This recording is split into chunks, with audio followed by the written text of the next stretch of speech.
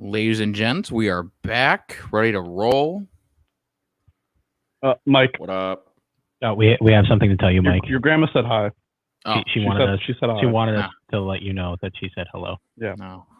Well, please Love tell her that. when Cat's you out of see the her. bag of where we record. So They have a nice attic, by the way. the attic is fantastic. Bigger than my room. I've been in multiple attics the past week, getting Christmas decorations down, taking Thanksgiving decorations back up. My house, my grandparents' house, others' houses, and I gotta say, by far, the best attic I've ever seen.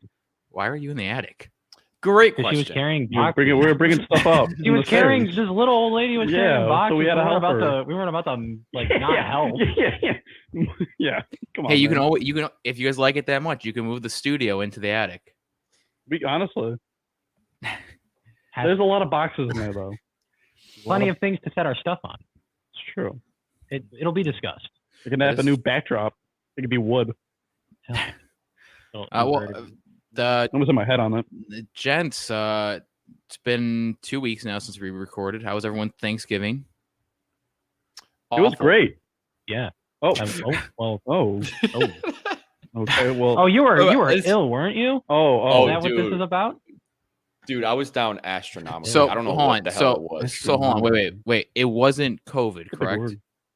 No, I tested negative, but like I was Google Doctor and I thought for sure it was COVID. Google Doctor.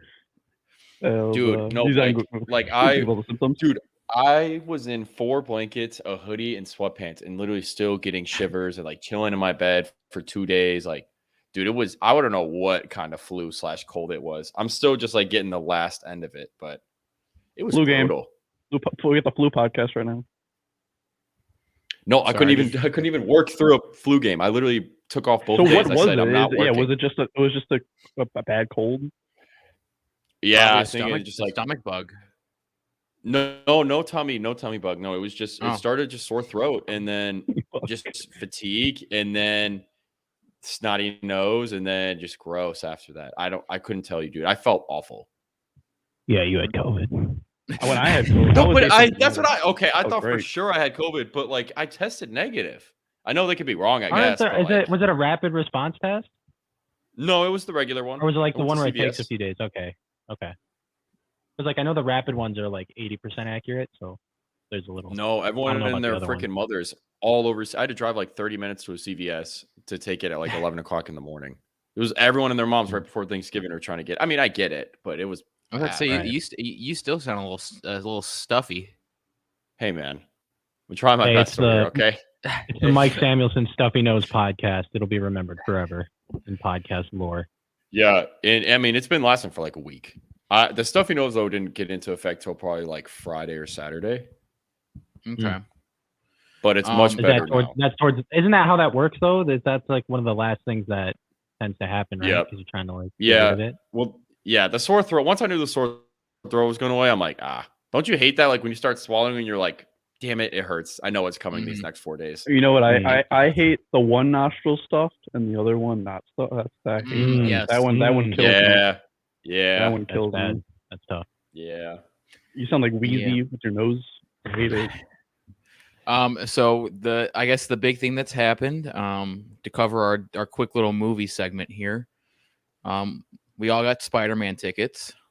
We will all be there. You got a Spider-Man ticket. I got the hold on. Ian got tickets too, just on Friday instead of the Thursday. Oh, congratulations, by the way. Why aren't you going with them on Thursday? No, he is. I am going with them on Thursday.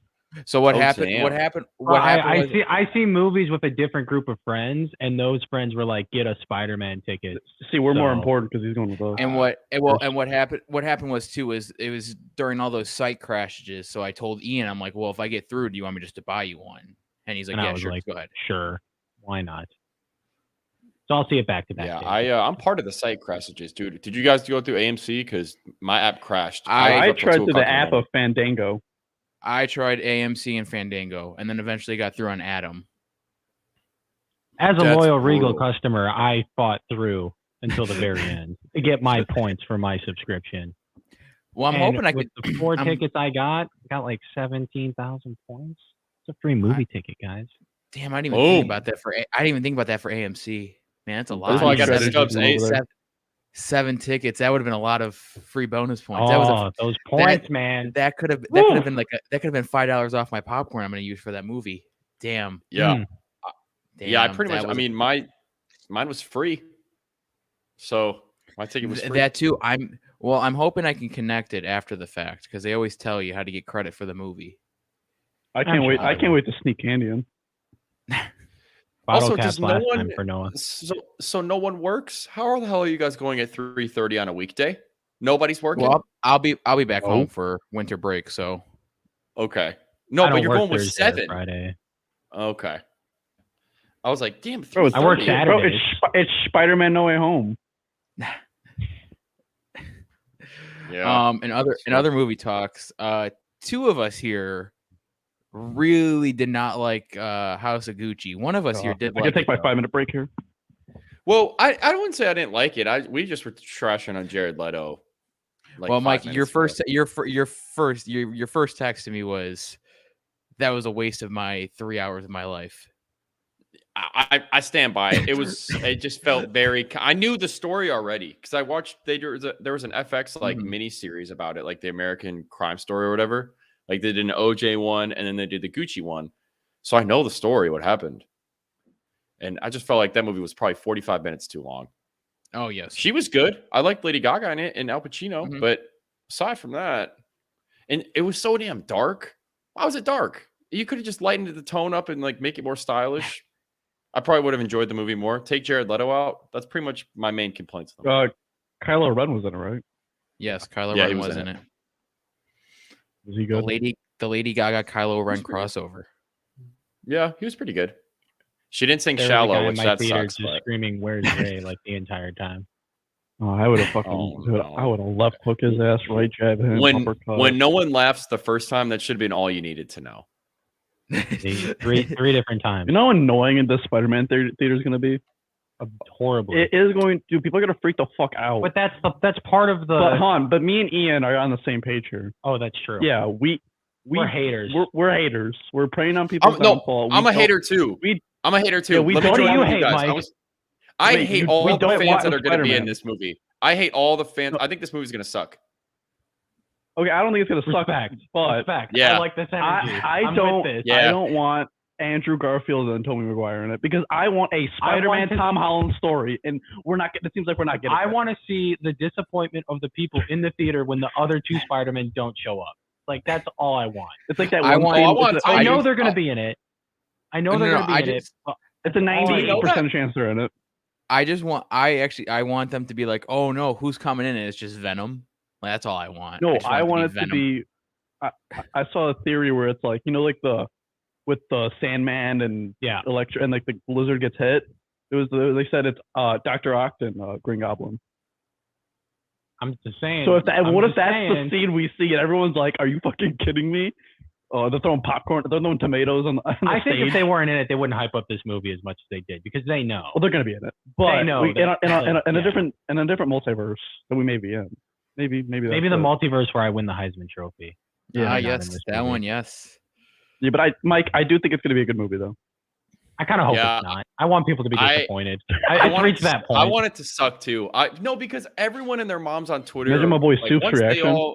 Once they all hype up a movie, I don't want to see it anymore. It happens. Mike, wow, you and Ian are like Ziegler knows. I've talked about this for decades. So you're an anti-hype beast. That's what it is. You're an anti-hype beast. Yes, when it comes to movies, yes. Wait, hold on, Mike. Didn't you mention this on the first go around of this podcast when we did like one of the movie drafts? Didn't you say you're not a huge like Marvel guy in general? That too, it's part of it. I mean, I like my favorite Marvel movies, Guardians of the Galaxy. I like that one. That's my favorite Marvel movie. So, yeah, music was great in that one. I hate it. I'm not honest, I hate it. I'm not huge Marvel, but I do really like Spider-Man. I don't hate it, but I know a lot of people that do hate it, and I totally respect and understand. Like now, Mike, I feel like people hate it more because of the fans than the actual movies. Fair. I mean, I think I'm just done with it. I'm just tired of it. Yeah. You know what Nate was telling me? He's like, Marvel should end. he said they should stop like right. Well, they the won't. storylines. They Exactly, won't, because of money. They keep making $1 billion, Exactly. so it'll go on. For but the he rest feel of our like lives, he feels like the story's not getting like it's not as good as, as the first phase. I totally understand because it's like they're all kind of the same. Mm-hmm. Did you guys watch like Eternals? Yeah. No. It's all kind of the same. If you switch out the names, you switch out the people, they're all. Mike, did you see make $1 Eternals? billion? So I did. I thought it sucked ass. Yeah, I didn't think it was the worst Marvel movie ever. Visually, it was good. Like Chloe Zhao did a good job, but like it was also another waste of time. I would have. If we're gonna say worst Marvel movie, I would definitely say Black Widow. Oh, Captain Marvel is my worst one. That's I didn't really like it. So boring. That's a fair one. Yeah, I did not like that. The thing for me though is I don't look at any of them and I'm like they're the worst. That's the worst movie I've ever seen. Like they're all just good enough. It's Marvel, so we put higher expectations on it. There's so much put into them that like they're all good enough, but like so it's like you're splitting hairs. Honestly, I get it though. I wonder also if this is like maybe the story's not as good right now because they're kind of like in a little bit of a rebuild, like a sports team would be. That's true. They're in their first. The elder statesmen have all moved on. They're shedding salary. The household names have left. They moved on, and they got to develop the new squad. They got to bring up some new young faces. And how many movies have there been since Endgame? Like 4 or 5. I'm not counting Black Widow because people would have liked Black Widow better if she was that movie alive. Earlier. When she was alive. Are you guys saying Marvel's the Dallas Cowboys? Maybe. Oh. They're trying to get to the 90s or the Cowboys. Okay, don't say the Lakers. They just won like 2 years ago. No, I'm talking about the Cowboys. It's been like 30 years. Okay, fine. I'm just saying, I think if like the Haley Steinfeld in Hawkeye is like really good. She's got a lot of potential. Like there's good people in there. The product, like the movies, maybe aren't so great right now. But I like the show. I like Loki. There's potential. There's stuff that they can work with, and maybe in the next couple of years, as they kind of bring everything together, we'll look back at it and be like, oh, look at that, it's good again. Or maybe we won't. I don't know. Who's to say? Yeah, this is the biggest movie Spider-Man's had, or Marvel's had.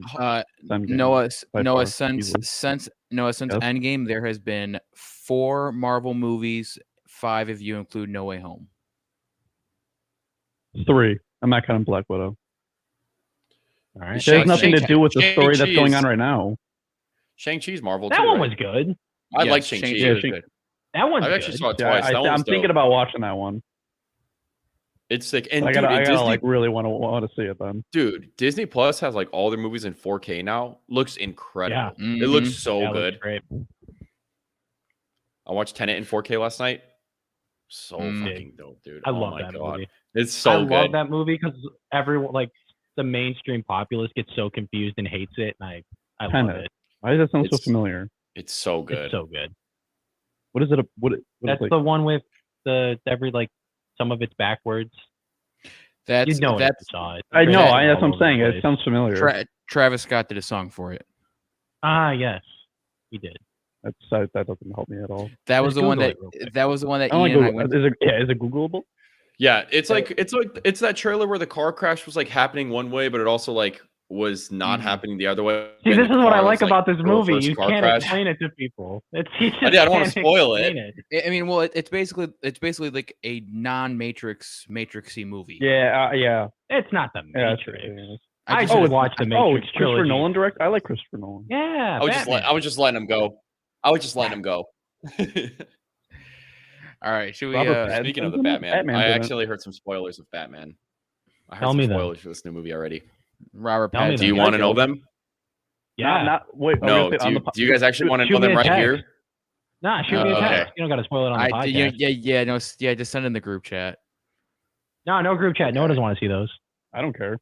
Oh, Noah doesn't care. Send him in the group chat. How do you know he's right? Well, I don't. Right, well, but like with his inside sources, Robert Pattinson. That's Mike Samuelson, man. I'll take his word for it. Yeah. Are you kidding me? Interesting, Mike. He's wearing a polo. Come on. Yeah. You know what? I've heard that.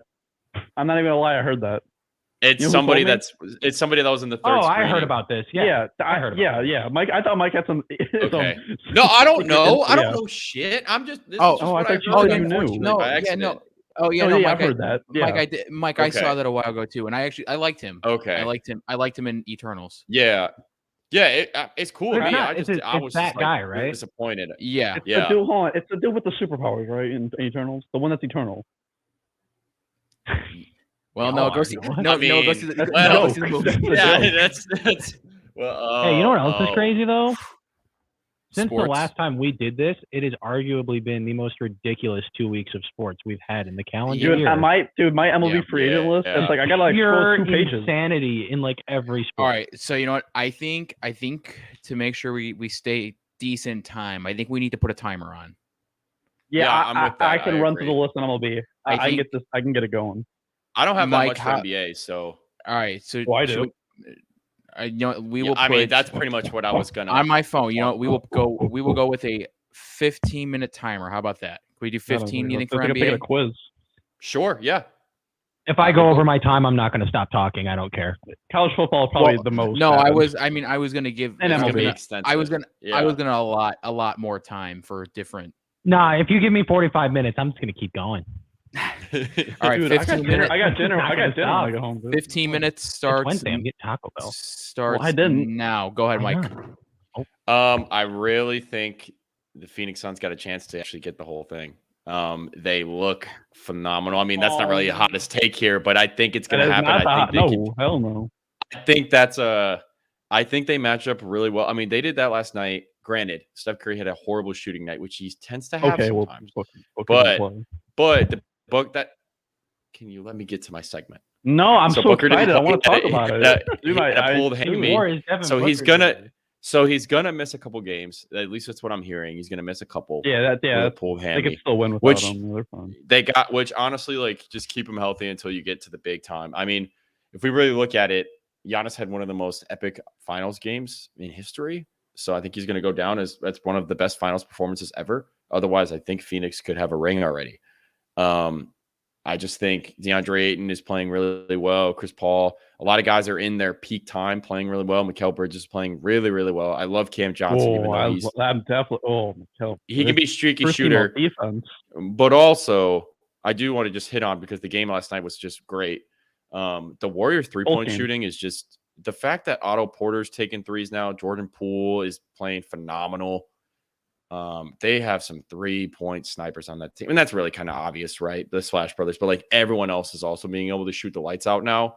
It's a scary, scary team. Brooklyn Nets are the number one team in the East right now. But wait, hold on. I just like looking at the little screen. I see Ian giving the hand signals over there to Noah. I don't know what it was. No, I was rooting on Jordan Poole because I have my futures bet on him. This has been documented. Okay. No, I was rooting him I on. thought it was giving me like some sign language. I'm like, I don't know American Sign Language. and honestly, Ian, the most improved with Jordan Poole is I would say it's pretty locked in, except John Moran is happening.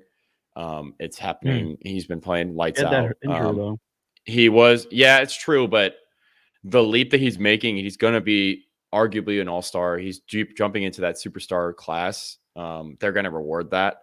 I thought Michael Porter Jr. was going to be it, but he's sitting out and just stealing money from Denver right at this point with his injury. I think it's like a pinched nerve or something, which I guess could hurt. But like, come on, what are we doing? You make that much money, figure it out. That's my side bet on Michael Porter. You guys see all that drama with Jokic and the Morris brothers after the game in Miami? Which, okay, first off, these dudes are 7 feet tall in Serbia. I think they'll be fine. Wait, Mike, I'm sorry. Did you see that Michael Porter's got a lumbar spine injury? That's dangerous. Yeah. You know what it sounds like? It sounds made up, is what it does. He's had a back. I know he's had a back issue all the way from college. Oh no! When he was in Iowa. Yeah, it sounds. Or Missouri. One of the He was two. at Mizzou. Yeah, it was Missouri or Iowa. It was yellow. Missouri. Yeah, go ahead and put it on the bottom. Conspiracy. Porter Jr. made up injury. Go ahead and throw it at the bottom. All right, hold on. Where the heck was I just going with this? Oh, yeah. The fact that the Jokic and company are scared of some fans in Miami. First off, half the fans go to Miami games. There's other shit to do in Miami, so they're not even there, number one. And they're 3 7-foot dudes from Serbia. I don't think they're worried about you guys.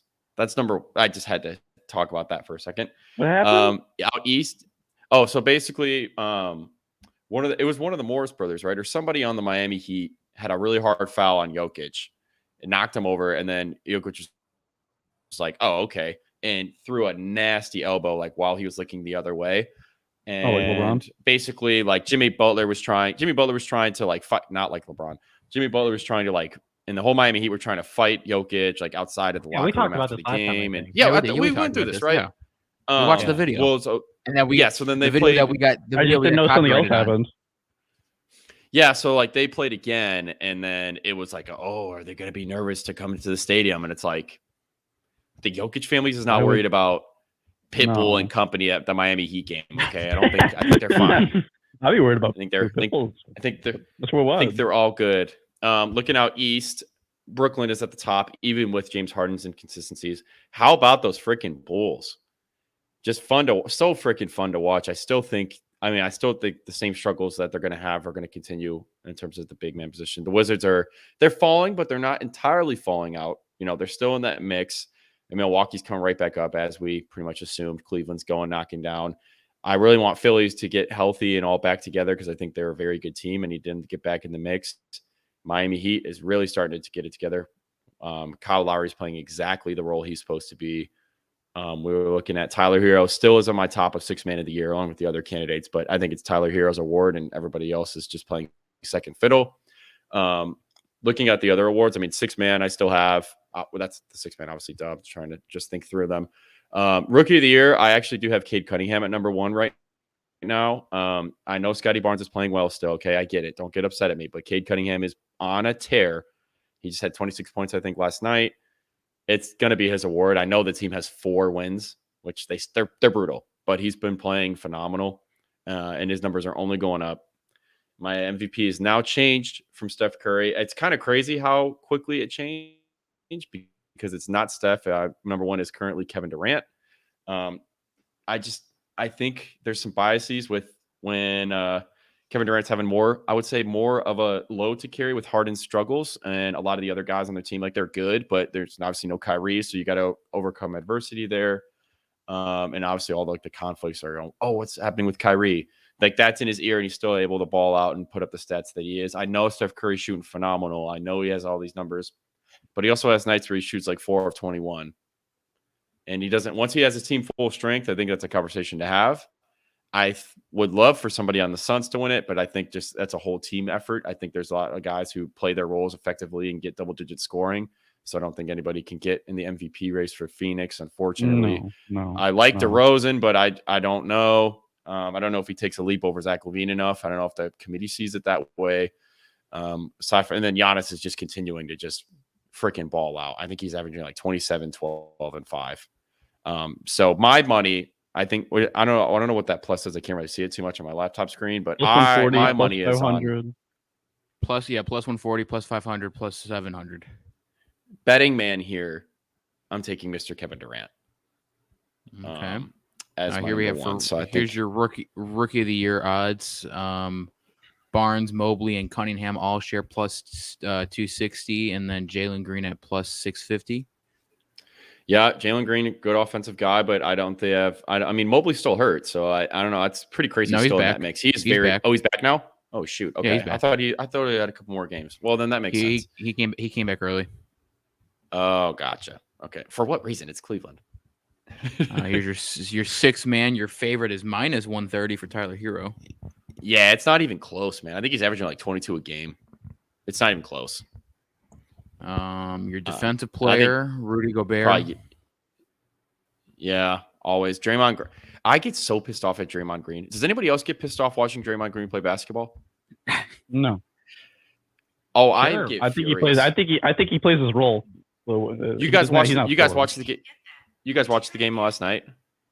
Yeah. Oh, Siri. The Warriors had a horrible game turnover-wise. No, Draymond Green had some questionable layups that we should be making at the rec center gym. Why are you jagging them so effectively? Like it's almost purposeful how bad you're missing these layup and running shots.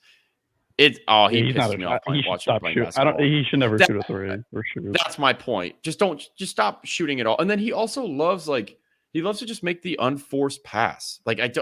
You don't need to make the dish down low in the block when you're 5 feet away from said block. He does it so many times in the paint trying to boost his assist and get everybody in, but you cause turnovers that way. Because it's just stupid, takes one dribble in and then he looks to the right. He looks to the right and does a hard bounce pass that goes directly to the other team 8 times out of 10. I will say he fits very well with Curry, though. Him and Curry are a very great battery. He plays his role, but he just pisses me off watching him play basketball. And he just hard dribbles for twice and then stops the dribble. It's like, wow, sick, dude. You got 7 feet across to the other side of the arc to not shoot it and have your back to the basket to make a pass. What was the point? I get very frustrated watching him play offensively on basketball. Defensively, he's phenomenal, obviously, on this graphic here. I would probably, honestly, of these odds, I'd probably take Giannis. That's probably the best value. I'd probably take Giannis. Bam Adebayo was out for 4 to 6 weeks, by the way. Mm-hmm. Yeah. Yeah, with a thumb, right? Or something like that? Yeah. Thumb surgery. Torn UCL. Well, I got bad They got Bridges over Ja Morant. That's pretty crazy. Here. Yeah. That's LaMelo on there. He was a rookie of the year.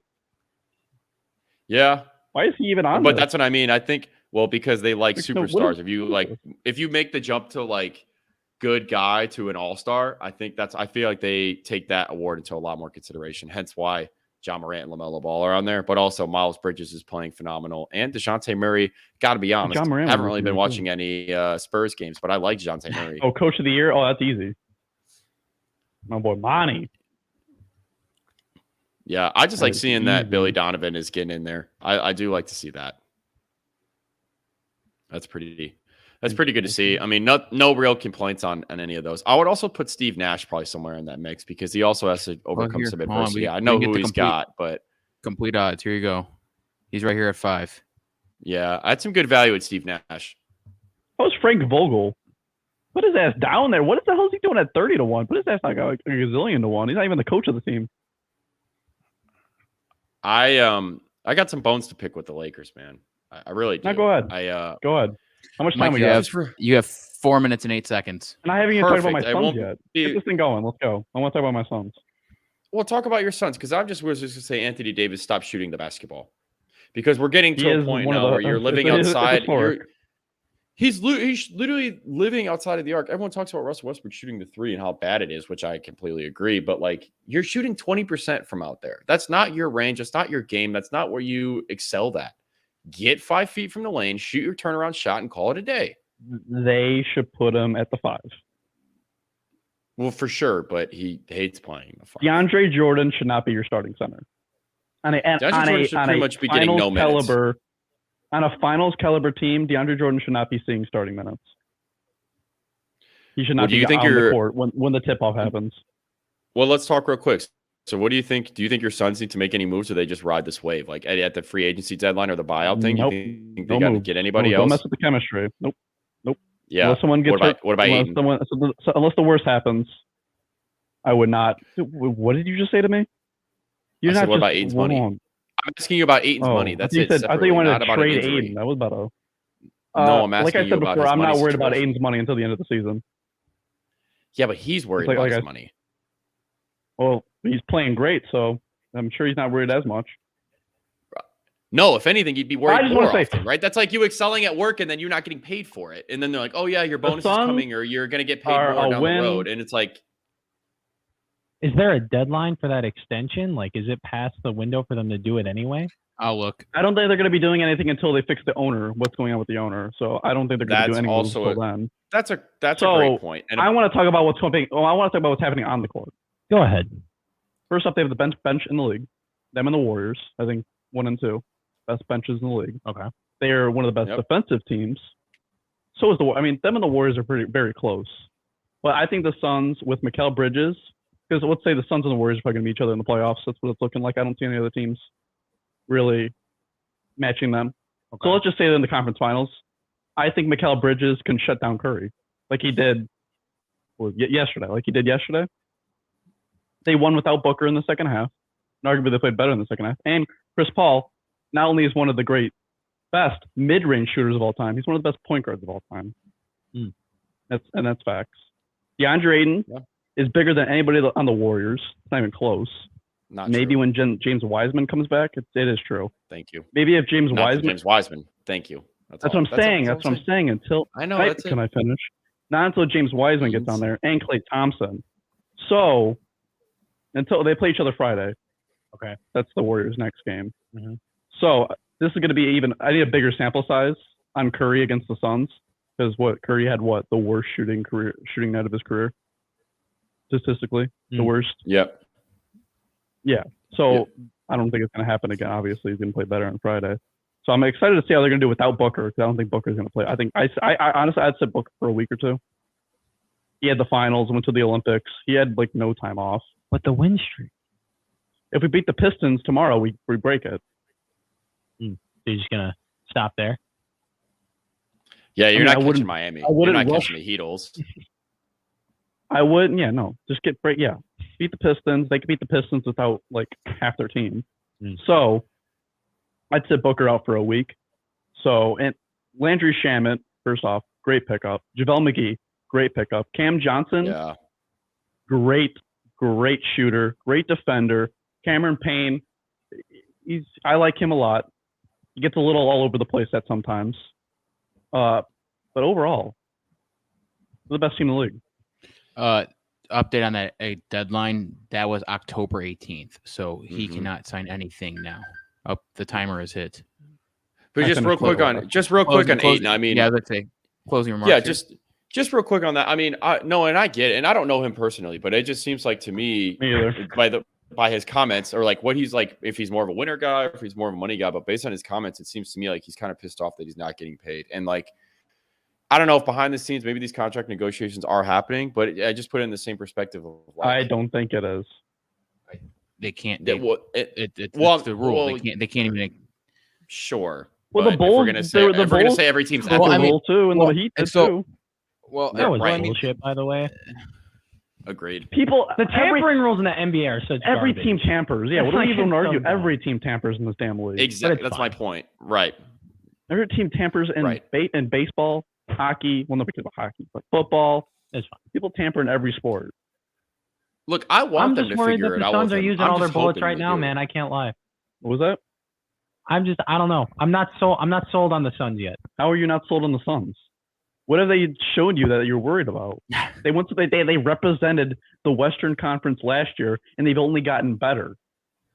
I just gotta say, I gotta, when it comes to the NBA, I just don't make any crazy proclamations until the playoffs. I just gotta see what the league looks. Because the league, it's not even Christmas yet. The league could look a lot different in April. The Suns are going to be a top 2 seed. I've been saying this since the beginning of the season. And they're going to be a top 2 seed. Maybe. And then they'll sweep the Lakers in the first round, and it's not a big deal. We'll get that. That won't happen. I'm not going to lie. The Lakers are probably not going to make it. Yeah, I forgot. They won't even get out of the play-in tournament. I see where Ian's talking about. I mean, Devin Booker just went down with injury. Let's say we're saying knock on wood, we don't want anyone to get hurt, but I mean, I'm not saying that you can't predict injuries. Yeah, I'm not. I just think that you can't predict I feel like they had a pretty easy run in the playoffs. We talked about how they got lucky, and then they ran into a really good team, and they had some problems. So, and I just want to. I'm not discrediting what they've done to this point. It's just that it's the. Well, NBA. Right now they're the best team in the league. Sure, yep, that's fine. Yeah, I'm not saying. Yeah, I won't argue with that. Yeah, that's fine. But also, totally I do want to say, playing at the Footprint Center, that place is rocking.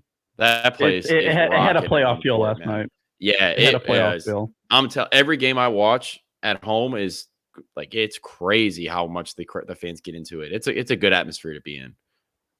Well, that's good for that market. I'm excited.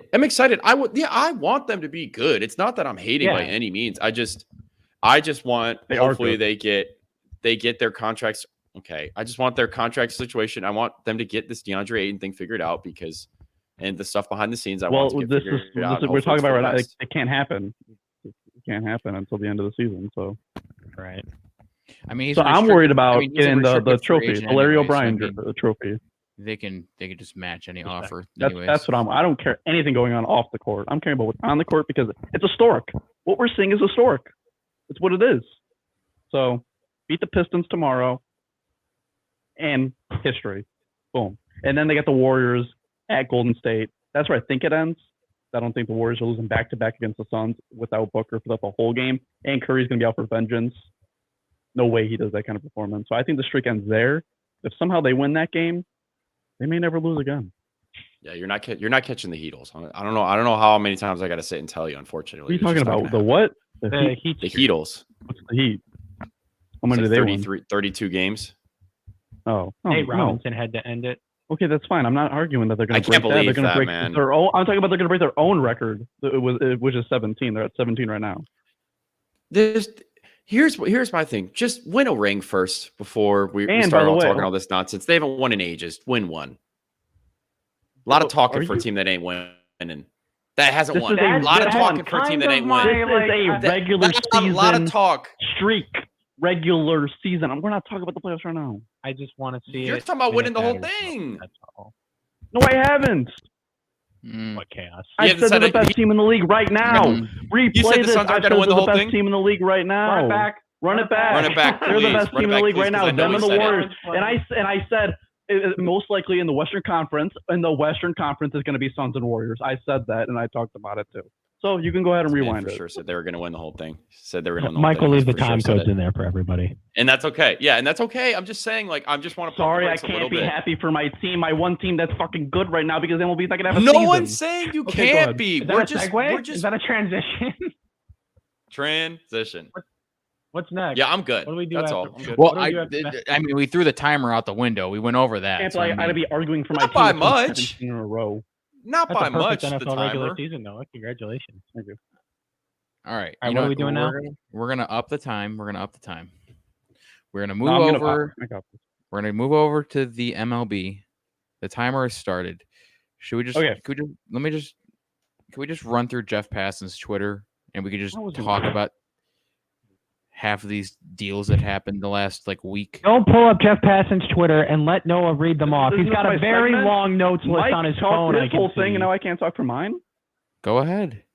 Okay, well, first off, we were gone for the last 2 weeks. Well, damn. Ohtani won MVP. He did. And Harper won NL MVP. He did. We didn't get that. That was the last award that wasn't given. So no surprises there. All right, now for the signings. Okay. So we're just gonna run through this. This is more recent. Or more. The first thing that happened. Wander Franco, 12 years, 185. I feel like people forget about this. Because so much has happened. Wander Franco, 12-year, $185 million, the max of $223 million. That's huge for the Rays. Big. Because not only this gets the fans in, they have a player to root for. Because when do the Rays ever have a player that lasts for that long? Longoria. Okay, since Longoria, now they got another guy to root for. Yep. Boom. Great for the market. And probably higher ceiling than Longoria too. So. Yeah, he's only 20. Yeah. So the potential is got until 32. Steven Matz signed a 4-year, $44 million with the Cardinals. Mm-hmm. Nice pickup for the rotation. Kendall Graveman signed with our White Sox. I think they're done pretty much. 3 years, 20. League-altering move by Rick Hahn. Well, that means Kimbrel's gone. Just change the course of baseball forever. Change the course of baseball. And the Mets. We talk about the Mets here. They're signings. The Mets. Oh, baby, love the Mets. Yeah, I like the Mets. Mets are awesome. Mets are awesome. Mark Canha. Big. I'm outfielder. a big Mark Canha fan. Starling Marte. Another A. They got 2 A outfielders. I love the A's. I know you do. Eduardo Escobar. Okay. Solid infielder. Throw him anywhere. He's on the Diamondbacks? And the Brewers. Okay. And a little guy named Max Scherzer. Who? Max Scherzer. Never heard of him. He's the oldest player in MLB history to get over $100 million contract. Big. It's 3 years. He's got 2 different colored eyes. He does have 2 different colored eyes. Are we concerned about his he's thrown a lot of innings in his day, Noah. I'm not concerned because he had the best season of his career last year. Okay. So no, I am not concerned. I'm more concerned about DeGrom. Fair. If DeGrom and Scherzer are healthy, undoubtedly the best 1-2 punch in the MLB. Maybe we've had I don't even know how long. I don't think I've ever seen a 1-2 punch that good. And the crazy might be in MLB history. Crazy thing is, I still think they're the 3rd best team in that division. Incorrect. Nope. That's incredible. Yeah, I don't think so either. No. Crazy. You guys should fight about it. You have because when DeGrom was healthy, they were the first place team. Got hurt, they fell apart. So it's up to DeGrom.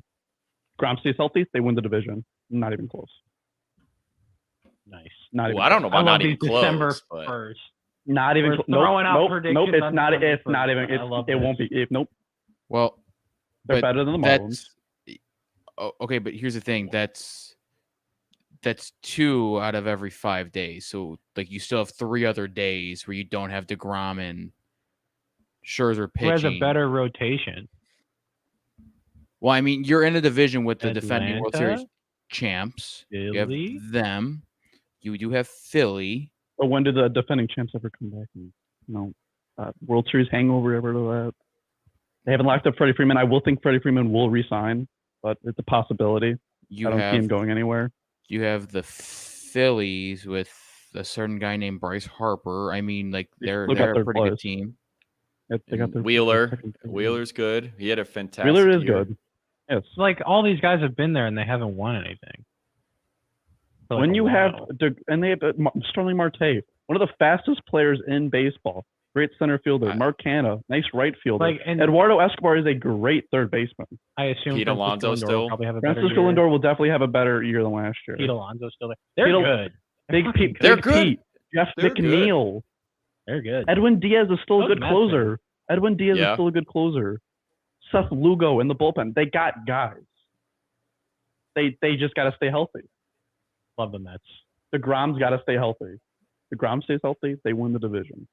I think DeGrom is the best pitcher I've ever seen in my life. I think I can say that with confidence. I think he's the best pitcher I've ever seen in my life. DeGrom? DeGrom. Yeah. Oh, easily. He is in our life. Yeah. Oh, not even close. In our lifetime. Yeah. Like best pitcher. And Scherzer's up there.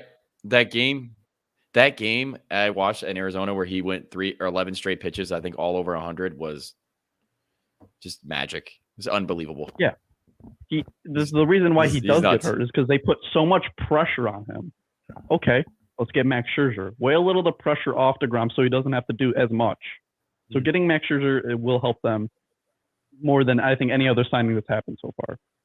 And they'll probably will get somebody at this buyout time too, right? I mean, you assume they probably will get another guy. Steve Cohen, the owner of the team, is willing to spend anything. Our boy Steve. Steve is tweeting it up, letting everyone know what's going on. Trying to get Steven Matz. He got pissed he couldn't get him. The people's owner. Yes. It's only going to get better. Yeah, like I said, DeGrom. Yes. Also, the Mariners made some moves. The Mariners are like going for it. I like these teams missing the teams that missed the playoffs. They're starting to spend money. I like this. We'll get there. Mariners not only did they sign Robbie Ray, who just won Cy Young. Don't think he'll have as good as a year. Of course, it's hard to repeat. 5 years, $115 million. I don't know, but yeah, he'll be the number one starter. They needed a frontline starter because name me the Seattle Mariners starter last year. Day one. Anybody. I'll probably get canceled if I try to say his name. Kikuchi. I don't know his name. Yeah, Kikuchi. Yeah, he's more of I think a second or third on a good team. Robbie Ray is a number one. So they got him. They also traded for Adam Frazier. Nice second baseman. He led the league in hits for most of the year last year. I don't know if he finished with it. Great on the Pirates and the Padres. He kind of slowed down. So I think he needs another fresh start with the Mariners. I like that move. And then the Rangers. My Rangers. Ian's now a Rangers fan since the A's are probably the worst team in the division now. So, do they have any justification for spending the money that they're spending right now? That's what I was going to ask you guys. That's what I was going to ask. It's not like they've built up this decent core. They don't have a adding to it. There's not like that. There's not like that Wander Franco they got in their system or Luis Robert. They don't get that one guy. Wait, what about that outfielder guy? Isn't he pretty good or something? Adolis Garcia, very good. Yes. That's it. Yeah, Adolis Garcia. Okay. Yeah, that's it. It's not like they've taken a couple years to Yeah, it seems like it's happening. Yeah, I'll get there, but respect. Corey Seager. Okay. Which I thought he was going to the Yankees, but I guess the Rangers are spending his goddamn money. Yankees, I've done nothing. I can't believe this. They got to be doing something soon. But Corey Seager, 10 years, $325 million. What? We'll get there. I'm sorry. Keep going. Okay. And then Marcus Semien, 7 years, $175 million. Both got their payday. Rightfully deserved. They both had great years. And remember when Corey Seager won World Series MVP? They played at Globe Life Park, so maybe he's a big fan of the park. That's why he played so well there. Ooh. It's like home to him. They won the World Series there. That's and then probably the biggest signing from them. Right? Probably That's like a retractable roof situation. Yes. It would have to be. And then the biggest signing, John Gray, 4 years, $56 million. That's the problem. He'll be your day one starter. That's the problem. Is with the Rangers. He's getting out of Colorado. And it's a hitter's ballpark, yes. So maybe his numbers will be okay. Maybe there'll be a slight correction in his ERA. Okay. They got their bullpen's not good. I like what they're doing. They got their cornerstones or your middle stones, as you want to say, shortstop, second base, and Adolis Garcia. I kind of don't blame them. You open a new stadium in a pandemic year. It gets your fans in. You gotta do something. It definitely gets the fans going. They're definitely excited. But I think they're third place. Second place, them and Seattle will battle it out. I think Houston's the best. Houston's first. Houston's the best team. A's will be in last. Angels, they have Mike Trout. The Angels. They have Ohtani. Mike Trout. But they don't have pitching either. Well, like you just said, they spent $500 million in less than a day. Mm-hmm. What's stopping them from spending more on pitchers within the next? Hell yes, they did. I'm great. More. Well, I'm the other pitcher I could see them getting is Clayton Kershaw. They're very tied. So they're very strongly tied to Clayton Kershaw. It looks like it's between them and the Dodgers. He lives in Texas, doesn't he? I don't know, yes, but I'm pretty sure he does. He's from Dallas. He is a great veteran they could get, and with them getting Corey Seager, it's more attracting. This is fun because it won't work.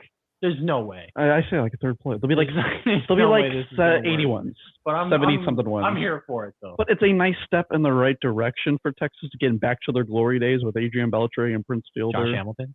It was Josh Hamilton when he killed that guy. When he killed the guy and had steroids and all that stuff and a lot of stuff. And now he's bring back might steroids. Get convicted for beating up his daughter. So that's. I agree, Mike. I like steroids, but whenever I can name Josh Hamilton.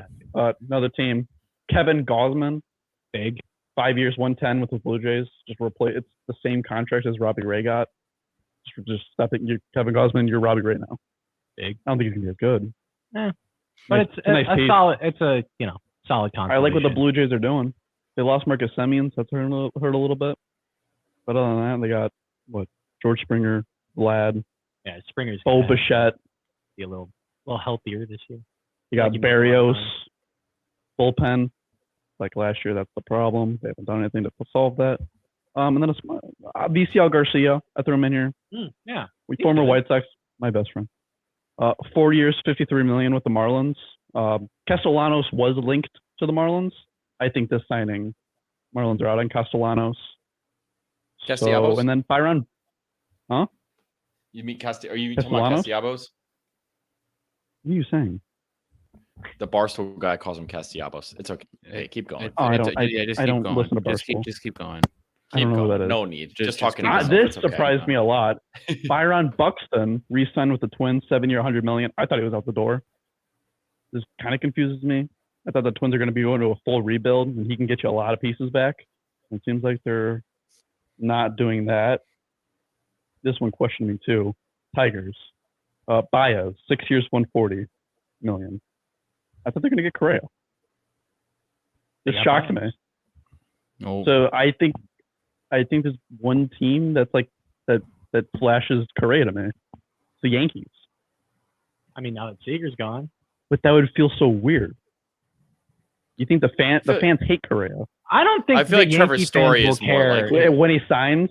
Well, Trevor's Story also. Trevor's Story's there too. I don't think the Yankee fans would care if Correa came. The Yankees are getting one of the two. The Yankees have done nothing. Yankees done nothing. What about Rizzo? What's going on with him? They haven't. No, he's still a free agent. They have done nothing. Crazy. I don't know what's. Hal Steinbrenner's waiting till after the lockout. That's what it must be. He must know something. So yeah, Baez to the Tigers. I'll be fine playing him. How many times play him? A lot. I think Baez's prime days are gone. I think Correa would have been 10 times better. Are they good for the Tigers? They got a star. Biggest signing of the year, Lurie Garcia. Re-signs with the White Sox for 3 years. I'm disgusted.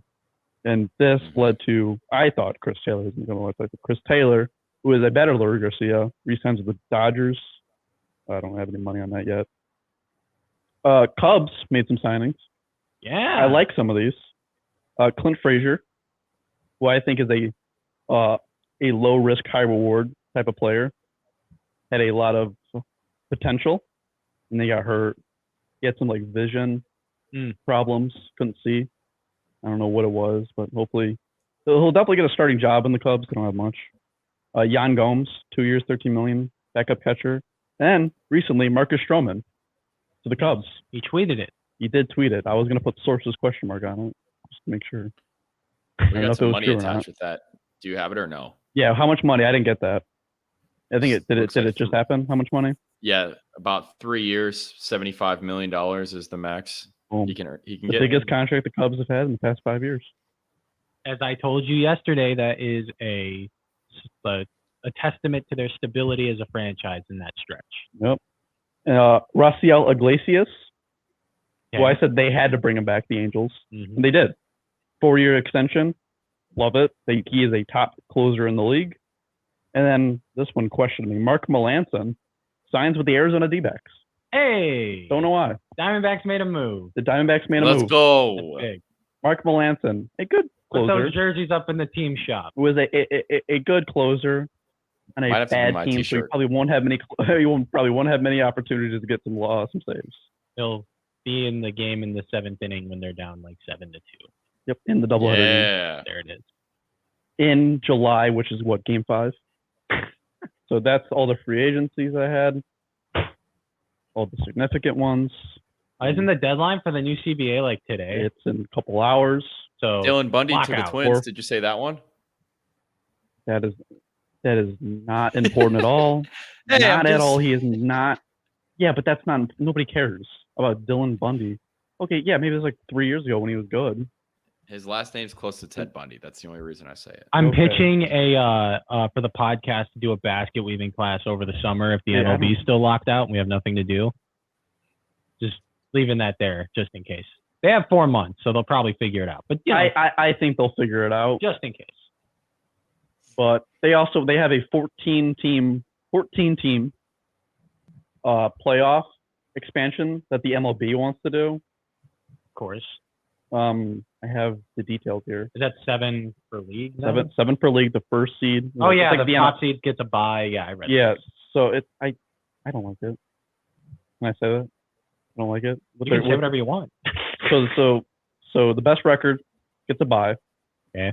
And the remaining division winners, this confuses me. They pick their opponent, or they draw from a hat.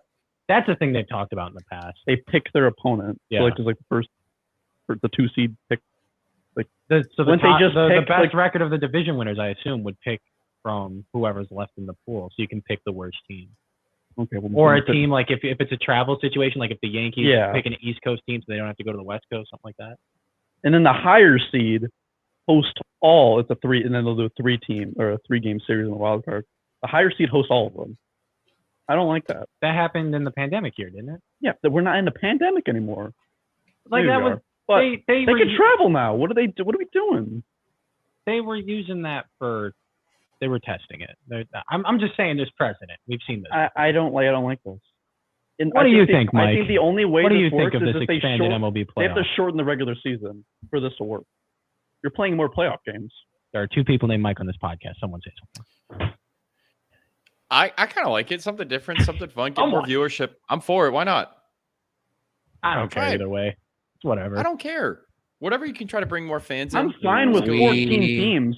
I'm cool with that. I don't like it. We talk time and time again how baseball is a dying sport. How do you fix a dying sport? You make it something new. Listen, it ain't shorten the season. I'm sure. Well, that's another way you could do things. The players union wouldn't agree to it. That's another. Steroids, another one. That's why it probably not might happen. You expand it. Yeah, I get it. We don't like it, but it's also because we are more of a traditional baseball fans here. We don't, especially Ian. Ian's a traditional baseball fan. I know Ian doesn't like change. He's not a big change guy. Sure. So yeah, I would also Of course, with the playoffs, yeah, the whole thing sounds sketchy right now. But you know what it's going to do? Numbers are going to go in because I'm sure if there's a hat drawing thing, there's going to be a broadcast on some network to broadcast the selection of the team that's going to be playing. I don't like them picking teams. Well, it's a proposal first off, and second off, like the fact of the matter is, and we've talked like this has been brought up with like the NFL and the changes they've made and stuff like that, and even in college. Notre Dame just hired a coach, probably. I was gonna save that. Like I know this is important. That's probably more important than we're talking about. I was just Who cares about what the MLB's proposing. I was just gonna say. Is this a transition? Is this a transition? I was just gonna say that I was trying. When things change in sports, you end up watching it anyway, and you don't like it at first, but it's not going to stop you anyway. So who cares? I'm cool with the 14 teams, and I'm cool with the one bye. I just don't like the higher seed hosting. This probably won't happen, but I don't like the higher seed. It's not going to happen because that's what they can't agree on in the new CBA, and there's going to be a. This is one of the few things I know that they are arguing about is the expanded playoffs. Makes sense. Everything else is just money. It's going to be a very, very, very long couple of months. Hell yes. In a worse way than it has been the last few long winter months we've had with baseball. What are we doing with the MLB segment after this? We're just throwing it out the window? I have nothing to talk about. Well, I mean, it was already going to be dead. I mean, there wasn't going to be – I mean, we might have had a few signings every now and then, but there wasn't going to be a whole lot. It was going to be a pretty much dead thing. We were able to drag it on this long. We were able to drag it on this long. We gotta make budget cuts, man. I'm sorry, we don't have enough. We were able to drag it on this long because we had all the awards and everything. But I mean, I mean, now we're. I mean, what it would have been. How it was you when we started the podcast in January. What Noah's got to do is he's got to go home. He's got to familiarize himself with the president of the MLB Players. I do know who that is. He needs to figure out Rod Manfred and his boys, and we got to get the ins and outs. I hate Rod Manfred.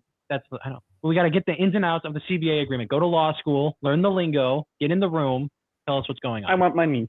That's basically what they're arguing about. I want money. That's it. They want money. That's not. Yeah, but that's what it is. I also want money. You want me to be in? You want me to sit there? Yeah, everybody wants money. Exactly. That's what they're arguing about. Here's where we're at. Within the next 3 hours and 7 minutes. 3 hours and 7 minutes. What if it breaks? If nothing happens, we go into a lockout. What I can tell you, what's gonna? I mean, I was gonna already say. They met for 7 minutes today, so that's. Tell you where we're at right now. Yeah, it was 7. Yeah, Jeff Passan was there. Jeff Passan was on site. You saw him walk in and walk right out. Very similar to the Brian Kelly exit interview or his exit meeting with the team. Yeah, but besides this point there, so within the next 3 hours and 7 minutes, I am sure there will probably be another 1 to 2 to maybe even 3 signings. Probably big ones. There's a chance there might be some big ones. I heard there's flurries about Brian and there's flurries about Freddie Freeman. Will they happen? I don't know. Maybe. But what I do know is that we are going to be in for a very boring time when it comes to baseball because it's going to be a cold winter. As every MLB all season is. This one's particularly colder. This is going to be very bad. Maybe they should do this every year because the free agency felt like the NBA free agency at the beginning. Make the deadline like 2 weeks after the season, so everyone just freaking the fuck out. Shit. That might be part of the new CBA, honestly. Make the off season shorter. Like set like because there's limits, like there's deadlines for all that stuff, but they're like normally like months at a time. Yeah. So if you do it short, like if you shorten the window. All right, well, I'm gonna miss the MLB segment. Moment of silence for the MLB segment.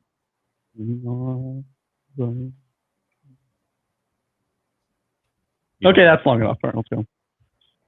Well, and I mean, who knows where we're gonna in a week from now? They might have a deal. I don't know. Maybe it could be. We know nothing. I mean, literally, all I've seen from articles is that players had luggage and checked out of hotels. They ain't staying in the same spot anymore. Everyone's leaving town. Yeah, they're going with their families. So they're taking a break. I'm gonna go. Huh? Wouldn't they be doing that anyway?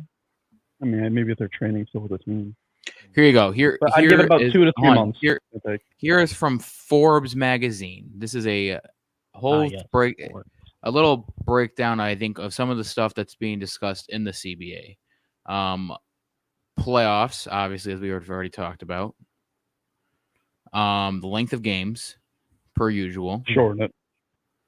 TV contracts. Makes sense. Money. Local game streaming and getting rid of blackouts. Money. That'd be big. Yeah, blackouts are stupid. And then some other little trinkets here and there. I know a lot of the minor league stuff also is still at battle with. Anything with fights? There needs to be more fights. Beaming players, maybe something. Give me something. One per game. I think steroids should be allowed. I agree. One beam or one steroid. One player is allowed to use steroids. Well, one player is allowed to use steroids. Just for one. One just steroid one. user per team. I think that's money. Could we not use the player and put on a coach and let me see Tony La Russa on steroids? Oh, we have. We've seen him. Well, actually, we've seen him on already alcohol. He gets DUIs in steroids. Arizona. He's like 90. Yeah. I think he gets DUIs in Arizona when he uses steroids. All right, closing remarks. We have 55 seconds left in the segment. That's all I needed. We had I want Luis Robert to be my steroid user for the White Sox, if I had to pick. All right, you know what? We have 50. Bro, he doesn't need it, bro. I'd give it to somebody who needs it. 40 seconds. We'll battle this out, Mike. Trading Lance Lynn right now is not a great idea. Please. Not even talking about this. But hopefully, I hate him. To a 3-year deal. I literally, they're not trading him. Just wasting money. Wasting money. Again, next because year when they're going to want to get rid of him. I love that Mike Samuelson's double downing on this take. It's a sour taste in my mouth. In the playoffs, I like he was it. ass. I've seen him, he was ass. If I see you in your ass twice, your ass. I don't know what to tell you. I'm fully on it, man. Third and second voting. They're giving those out to anybody. Trade him for a bag of Doritos. The Buffalo Ranch dipped hot wings. Well, what kind of Doritos? What kind? Buffalo Ranch dipped hot wings. Doritos jacked. I'll send you what they look like. They don't make them anymore. Yeah, what the? I have no clue what you just said to me. Oh, they're the best Doritos they've ever had. We're done. But you say they don't make them anymore. What do we gotta do? Buy them off the black market? Time is done. If you can find them. I would like 5 minutes to talk hockey. Okay. You can fill 5 minutes? Yeah, that's impressive. I actually have stuff this week. I've actually come prepared. Okay. All right. First thing, you know what? I'll go right off the bat because I know people like to. This one we can all agree on. We like jerseys. Uniforms are fun. Yeah, they're cool. Hockey ones are pretty cool. I've never liked a jersey. Well, okay. So I like the Blackhawks jerseys. So I want to bring up. There is what did Mike? Oh, he's sending the Doritos. Okay. Oh, I think I've seen those before. 11 out of 10. So wait, hold on. You get an Xbox One people win Xbox One every 60 seconds of this thing. No, let's hear about hockey. Goddammit. I know that's what I'm trying. Go ahead, Ziggy. Thank you. I'm much appreciated. Let me share my screen so you guys can see this. All right, here we are. We have the Team USA jersey. Probably going to be. All right, what's our thoughts on these? These are the hockey jerseys. I thought that was soccer. These jerseys are not very well liked. They look like soccer uniforms. Look like Ted Lasso. Those are soccer. Yep. Looks like Ted Lasso uniform on the bottom left, right there. How about a little bit more red? We're America. What is with the blue one? Fuck yeah, you tell them. More stars too. Yeah, this doesn't even scream America. No, where's the bald eagle? What is this? I see no stripes. I see no stars. I see no red on that one. I see 2 stripes, right? Yeah, well, we have more than 2 stripes on our flag. I know. I don't see any stars. And then on the flip side, this is Team Canada. Oh, I was about to scream Canada. Their sport. What the? Those jerseys aren't polite enough. That's not the Maple Leafs. Yeah, those are ugly too. I like the middle one. Not the my people country. like That one on the people- left is disgusting. Yeah, what is that? Where's the white? Toss all 3. Oh. Not my country. All 6, because they get the USA ones in there too. Yeah, true. Yeah, trash Is all this 6. Nike? Who's responsible? It is Great Nike. Look, question. you get the Nike. You get the check. The check right there. I'm The just. Oh, swoosh. they phoned it in. They phoned it in. They're probably focused on Oregon's cleats. You guys see those? Unbelievably dope. No. They're probably better than this. and then the Why? I hate the little the leaf being. What? I hate the leaf color. Like, what is it? Ziggy, when we do college, can you show the Oregon cleats? They're sick. yes. Okay. The big one though, obviously, the big jersey reveal, would be the New Jersey Devils. They got New Jersey. New Jersey's Yes. in New Jersey. That say jerseys. They say jersey on the jersey. Oh, you gotta be. That's They're fire. from Jersey. Oh, that's fire. Yeah. Oh, That's this fire. is You a could wear that anywhere. You could just wear that out and about. This is a very highly criticized jersey. People hate this. It's boring. People I love it. hate it. I think that's fine. That Martin Roder. I think that's the best Yeah, jersey that I've these been jerseys- shown in this Oh, season. obviously, yeah. These Easily. jerseys were they were designed by Easily Mark the best Brodeur. one, but it's still not good. They were designed by somebody in the 4th grade. What team is this? The Jersey team. Okay. Yeah. Where's the But like, new? don't people from New Jersey call it Jersey? Yeah, they just don't like Yeah. how they don't like how the jersey says Jersey. But they're from New Jersey. There's nothing to it. Yeah, it's better than that There's stupid like- Devil what do you J like that's on the it- other jerseys. But now- And but it's see, wait, 230 but now- bucks on But Fanatics. they're spinning it off as I a don't wanna joke, be and now doggy. they've made hats that say hat. No, now they're ruining it. Now I Yeah, don't like that's the too hat. much. Yes, Yeah, because come they're, on. Now they're I'm trying out. to play. Now They're I'm trying out. to play. They're Yeah. trying to play into the joke. They want to make it seem funny, and so What now do they're you trying have to that play There's into no it. see. Water There's boy no wearing joke there. wearing the merch. Who the hell is that? Hey, he's actually. He's probably one of their better players. Really. That's how and much then to show you. I don't know hockey. Other little quick thing. Well, the Devils aren't good. Did you guys see the whole biting thing? Nope. Biting. Who's biting who? Oh, Tyson? Go on. Go Oh, on. please tell me the guy. Please tell me the guy into NHL fight broke out when they started fighting each other. Yep. Hold on. We let's should have led find with the that. video here. All right, here we this is go. what the NHL needs. Fighting. We had to see 2. We had to see 3 rec center jerseys, and then there's someone biting people. Why'd we not start with that? Here Yeah, we go. those Shared that USA screen. jersey. Those are the worst ones I've seen. Out of the ones we The saw, Romeoville Tropics had better jerseys, I think. low key, those are fire. If you know, you know. If you know, you know. Okay. So this is a fight that Look at broke that out. goalie getting destroyed. Let's Is there go. face biting going on? He right bite there? his No, no, neck. no.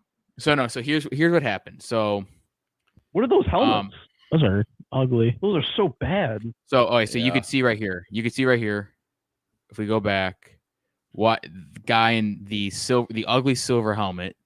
Watch where his Okay. hand is. It's in the other guy's mouth. Just watch the hand. He starts to bite him. Okay. Oh, he bit. Oh, I see now. Did he bite his finger off? No, he That's didn't bite dumb, the I think. finger off. Charlie bit my finger. But there was as soon as it happened. I don't know if it shows it in this video. He gets right up and shows the ref the hand, and he's like, "Dude, there you go." He bit me. Mike, if I'm not mistaken, didn't Ottawa just have a COVID problem? And we got them fighting each other? No, I don't Yes, think it was. I don't think it no. was Ottawa. No, it's the Islanders in Ottawa. Oh boy, conflicting I'm on reports it. on the hockey I segment. got it. I remember I was gonna set my lineup for fantasy hockey and I couldn't because the Senator player was. Don't they was wear post- mouth was guards? postponed. Must Oh have yeah, spat it Floodgates, out. yeah. No, it wasn't. It was Yeah, Ottawa. it was early November. Yeah, Okay. early November. So I was so- why we got people biting each other in the midst of COVID? Yeah, I was gonna Oh, say. So, gross. dude took his mouth guard, chucked it over, and just bit. Like they're not wearing mouth guards. He chucked it over the board so a fan got it. You can the see captain, you captain could literally see the hand. You can see the blood on the hand. I kind of love it. Gross. Well, I see that. Yeah. Yeah, I see it too. Me. That's I love it. It's like two siblings fighting. Oh God. Oh, I mean the quote, the press conference. Oh man, I mean he had a valid. Did he get 4 minutes in the penalty box? No, the guy that bit him got 5 games suspended. Ooh, oh my God! What a soft league. League is soft. Soft. Hockey's probably the least softest. No, they're soft for that. They're soft for that. I don't know about that. They're allowed fist punches, but no bites. Now, did we see Artemi Panarin throwing his glove? Did we see that one? Yeah, I saw that. Yeah, doing glove at somebody. Yeah. It's like little siblings fighting each other. So this is the Panarin glove throw.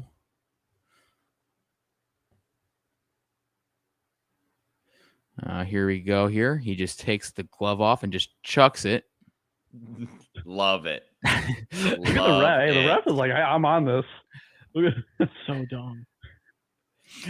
So there is some backstory into this one. The Boston guy, he was he crossed the lines on the insults. There are some.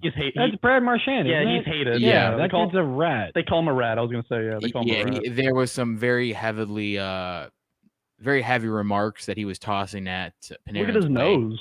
Did he call him a communist? Massive. That boy's nose. He was taking shots at point an eye out. Panarin's home country. Ooh, he's Russian. I kind of like those Rangers uniforms though. Those are kind of sick. Rangers, yeah.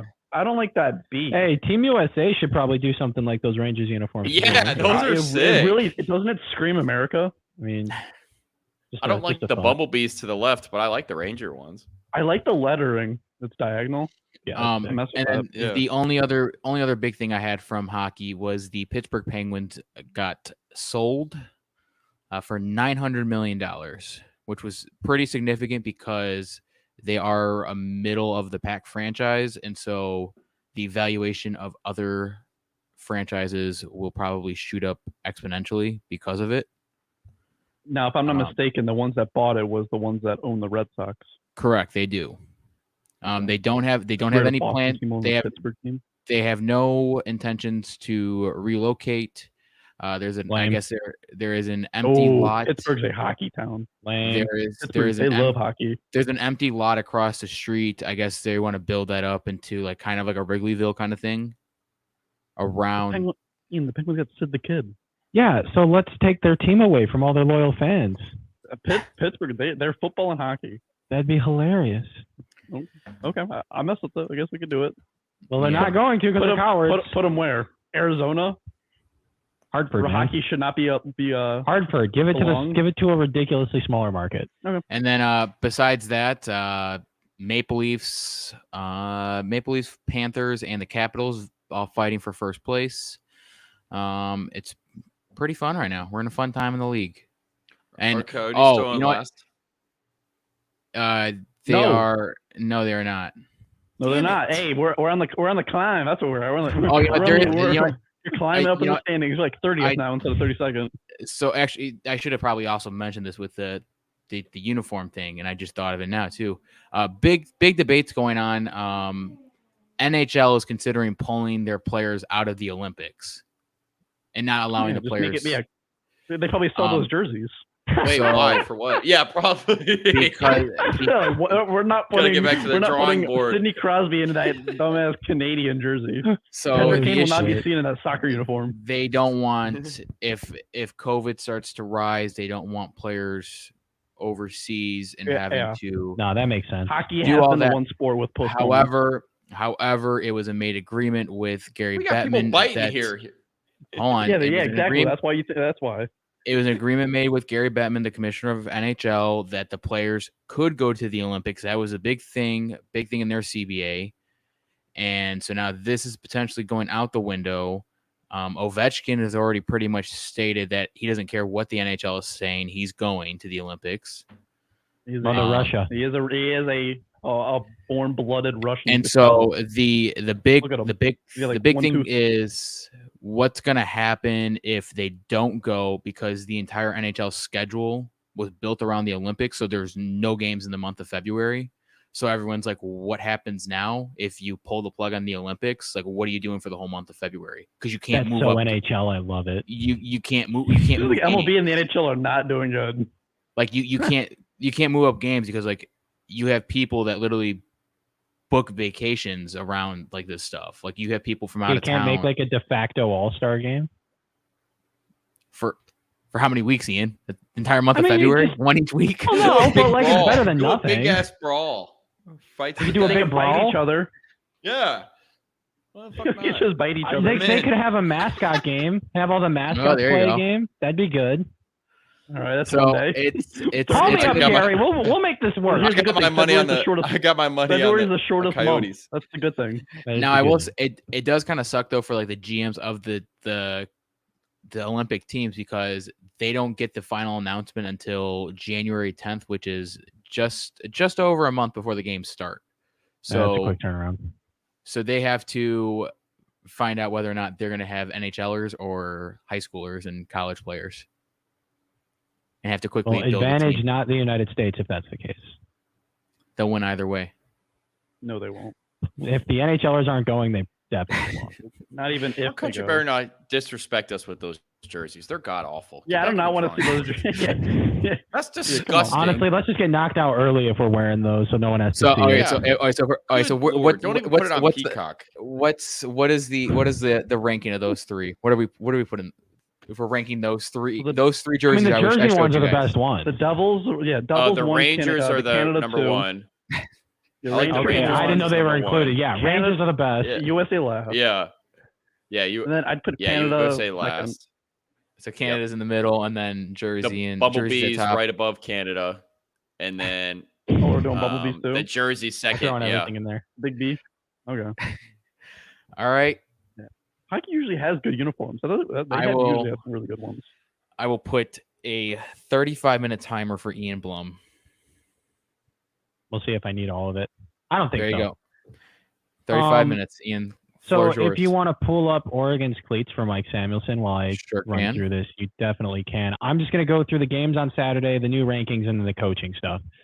So for those of you that don't like college football a lot, and you see someone like me that is in love with college football. Wait. Just hold on. I have it right here. Okay. Are these ones, Mike? Those are the ones. There's like a glossier photo though that I'm looking for. There's like a glossier photo that was all in all. I could tell. Oh, there was like a. Can USA wear that? One shot. Let me see if I could have it. They're so dope. I think. Anyways, keep going. How about the Yeezy release dates? You go up there. Oh my God! It hurt my eyes watching this game. I'll see if I can Oregon play. Golly. For you. December 18th, actually. Breaking clean. They're gonna be so clean. All right, Ian Florchers, go ahead. Let's keep talking about college football. That's what I'm just gonna say. Like this past like week and a half stretch is why I love this sport so much. I think Saturday really it was college football at its absolute best. Just really big rivalry games. All of the most important games were the best games. Just the most competitive, high-scoring games that came down to the end. As a non-college football fan, I did have a fun time on it. It was a lot of fun. So just running through the significant games from Saturday, Georgia beat the shit out of Georgia Tech 45-0. They ended their regular season with a perfect record. No shock there. Ohio State lost to Michigan for the first time in a decade, 42-27. I was really surprised at the physicality Michigan played with. They really just bullied Ohio State the entire game. I was expecting kind of a response from the Buckeyes at some point in that game. Didn't really happen. Alabama survived Auburn in 4 overtimes. I think going into that first overtime, Auburn scored to match Alabama's touchdown, and they were down by a point. They had the option of kicking the extra point or going for 2. If I'm Auburn's coach there, I'm going to put the game on the table. You did say that. And go for 2. Like I was there. I would have done that right away just because you're 6-5 and you're against the third team in the nation, or third team in the nation at home. Like, you're not supposed to be in this game. I think if they would have gone for 2 earlier, they would have had a better chance of winning. The longer that game went on, the more it played into Alabama, and they ended up surviving in 4. Notre Dame beat the shit out of Stanford like they were supposed to, 45-14. They are 11-1. No conference championship game for Notre Dame this weekend, so they're done. So they're sitting there looking up at the teams above them, seeing hopefully something shakes out to where they can get into the top 4 with an 11-1 record. The last times that they've made it, they were undefeated in the regular season, if I remember correctly. And do you want the rankings? I have the top 6 written down, so if you can pull them up, though. I have. I'm a visual learner. And then obviously Oklahoma State beat Oklahoma in Bedlam 37-33. That game is always like, that's like one game every year where just weird stuff happens in it and crazy offense, high flying, a lot of scoring. It's not a competitive rivalry. Oklahoma really kind of owns it historically, but Mike Gundy being at Oklahoma State the last few years, they've kind of closed the gap in a little bit. So how about them Cowboys? So Oklahoma State will play number 9 Baylor, in the Big 12 championship game this weekend. So we go to the rankings now. Georgia, Michigan, Alabama, and Cincinnati all right there. Oklahoma State at 5, Notre Dame at 6. I think the top 6 are the ones that are still in play. I don't think anyone 7 and beyond is going to make it. So Notre Dame sitting there at 6, no games left. Oklahoma's got a matchup with Baylor on Saturday. So if Oklahoma State, right. Okay. So if five's playing 9 this weekend, so if 5 beats 9 and Georgia beats Alabama, I don't think Notre Dame's going to get in over Oklahoma State if they win the conference. So Oklahoma State would be like what, 3? 3 or 4. Because Okay. I think Michigan should handle Iowa. I can't see Iowa giving them a game, and then Cincinnati should beat Houston, and the way the American Athletic Conference works, that's not a neutral site, so that'll be a Cincinnati home game. So they'll be at home in front of their fans. So I would assume that they get that done. And if Cincinnati wins out, I have to imagine they put them in there.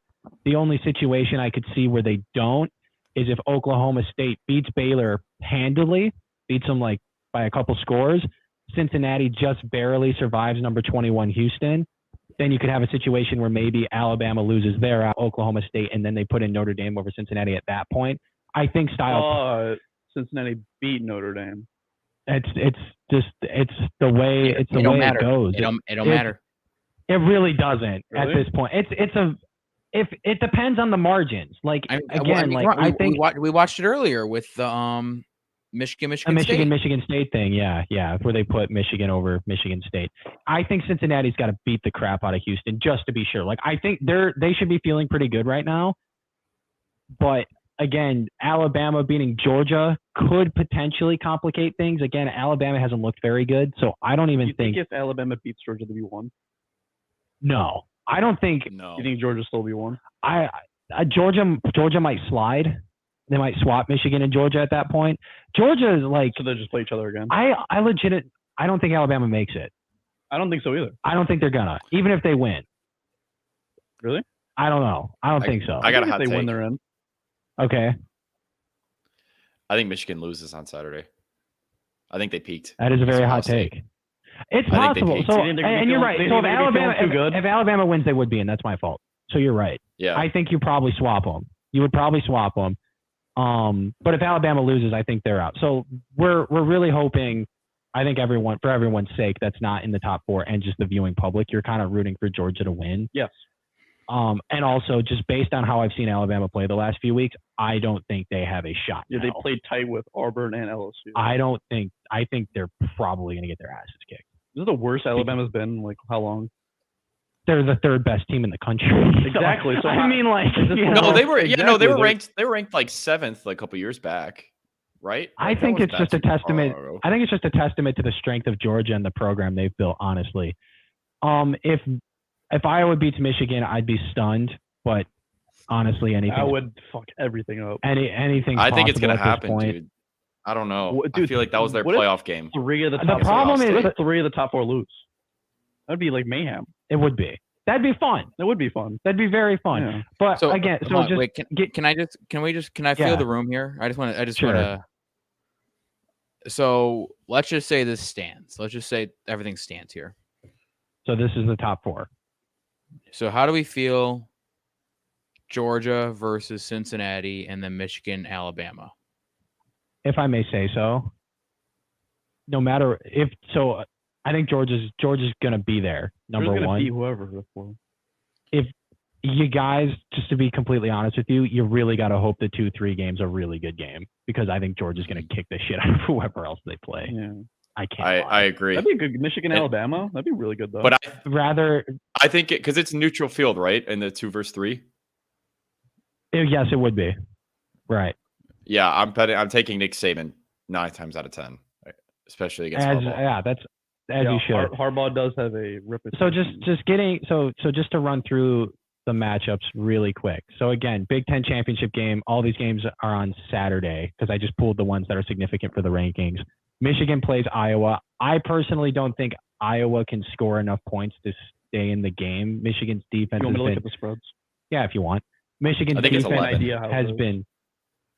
defense has been incredible the last few weeks of the season. Aiden Hutchinson is sliding up mock drafts and draft boards all over the place. 10.5. He's been playing really well right now.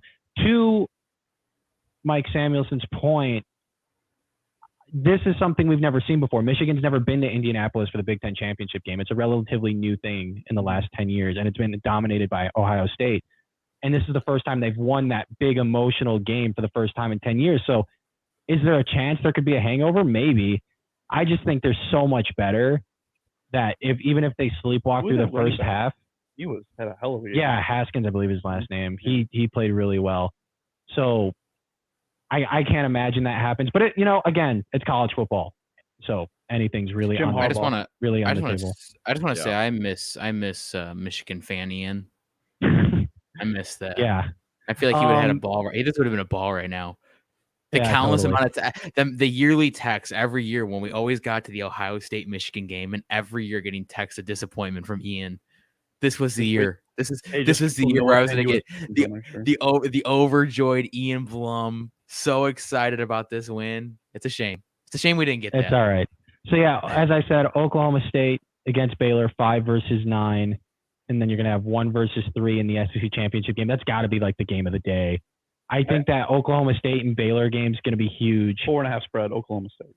But that 1-3 game is going to be the one everyone's going to be talking about. I just don't see how Alabama was getting torn apart by Auburn's front seven, and they're not even that good. Like they're like average, but like they're not. The Georgia's given 6.5. Yeah, I think that's easy. A touchdown. They won by a touchdown. I think they definitely cover. In Cincinnati, 10.5 favorites. But again, it is Nick Saban. Yeah. So I mean, yeah, you can't really like count out neutral site or. Yeah, that's going to be where the Falcons play. Okay, Mercedes. Yeah, the George. Yeah, Kanye lived. Yeah, whatever they call it now. I always say the George. Kanye's house. That's what it is. Yeah, it's Kanye's house. And then the American Athletic Conference. That's the last game Cincinnati will have. So they get the Donda Dome opponent. Okay, so just really quickly, just going through the coaching things. Notre Dame actually made this a lot shorter for us because they decided to hire a coach. Apparently. Whoa. So defensive coordinator Marcus Freeman is just going to get promoted. It seems like the Athletics reporting in the last like half hour that's going to be what's going on. I kind of want Notre Dame to make it to the playoffs because that'd be so weird. It would be very weird. Like Brian Kelly left so he can go like to the like imagine they just win the national championship. That'd be hilarious. That's why he went to LSU to have a better shot of winning. Notre Dame wins. Yeah, so I had a whole list of like potential Notre Dame candidates that I don't have to talk about now. Marcus Freeman was at the top of my list. He's a guy that a lot of Notre Dame people I've talked to, they're very high on. They like him a lot. Can we hear the list? Was there any funny names on the list? Do you have any good names? I had my list in order of who I thought it would be was current defensive coordinator Marcus Freeman, Cincinnati head coach Luke Fickell, Iowa State head coach Matt Campbell, Oregon head coach Mario Cristobal, and Northwestern head coach Pat Fitzgerald. So I didn't hear Jeff Fisher. Yeah, I didn't hear Mark Trustman. Notre Dame would not. Or Adam Gase. Or Matt Nagy. So Bill O'Brien, Matt Nagy. So Billy Napier was the head coach at Louisiana. He's going to Florida now. I'm just going to say this really quick for the sake of saying it. But Louisiana is in the Sun Belt, and he's taken them and turned them around really quickly. And every year he's been there, they've been competing. for their conference championship. He's a really good recruiter, and Florida's going to be one of those teams that's going to be kind of down for a couple years trying to rebuild. And I think they actually picked a really good guy to kind of turn it around. Because normally they call them pivot hires, where you see them in the NFL too, where like if you have an offensive-minded head coach, it doesn't work. The Jets did it. They had Adam Gase, the offensive-minded head coach. They fired him. They got solid, the defensive-minded guy. So here in this situation, Dan Mullen, not a very good recruiter, but a really good in-game tactician kind of guy. They went with Billy Napier, a known recruiter. He's worked for Nick Saban at Alabama in the past. So good hire there for them, I think, long term. And then we get into the good stuff here, the two big ones, obviously. Brian Kelly. I was very surprised. And apparently the Notre Dame athletic department didn't see this coming either. That yeah, I asked you before, I'm like, they could still make we just they're still very much in it. I didn't even know he could leave. And he like told the team, he was like, hey guys, go win a national championship. Is the reason why he just didn't want anybody else taking it? So I think we talked about the last time I did this on this podcast, I talked about how we haven't seen a coach in like a Power 5 program leave while the season was still going on, but it was going to happen soon. And now it is. In the more recent years, because of the changes with the NCAA and stuff like that, I've brought it up before, the National Signing Day period got moved up. So it's this month. It's in the middle of December. So if you're going to go and you're going to take a job, you have only a few weeks to get whatever recruits you can, and like whatever recruits are kind of on the fence, or even guys that maybe taking a risk.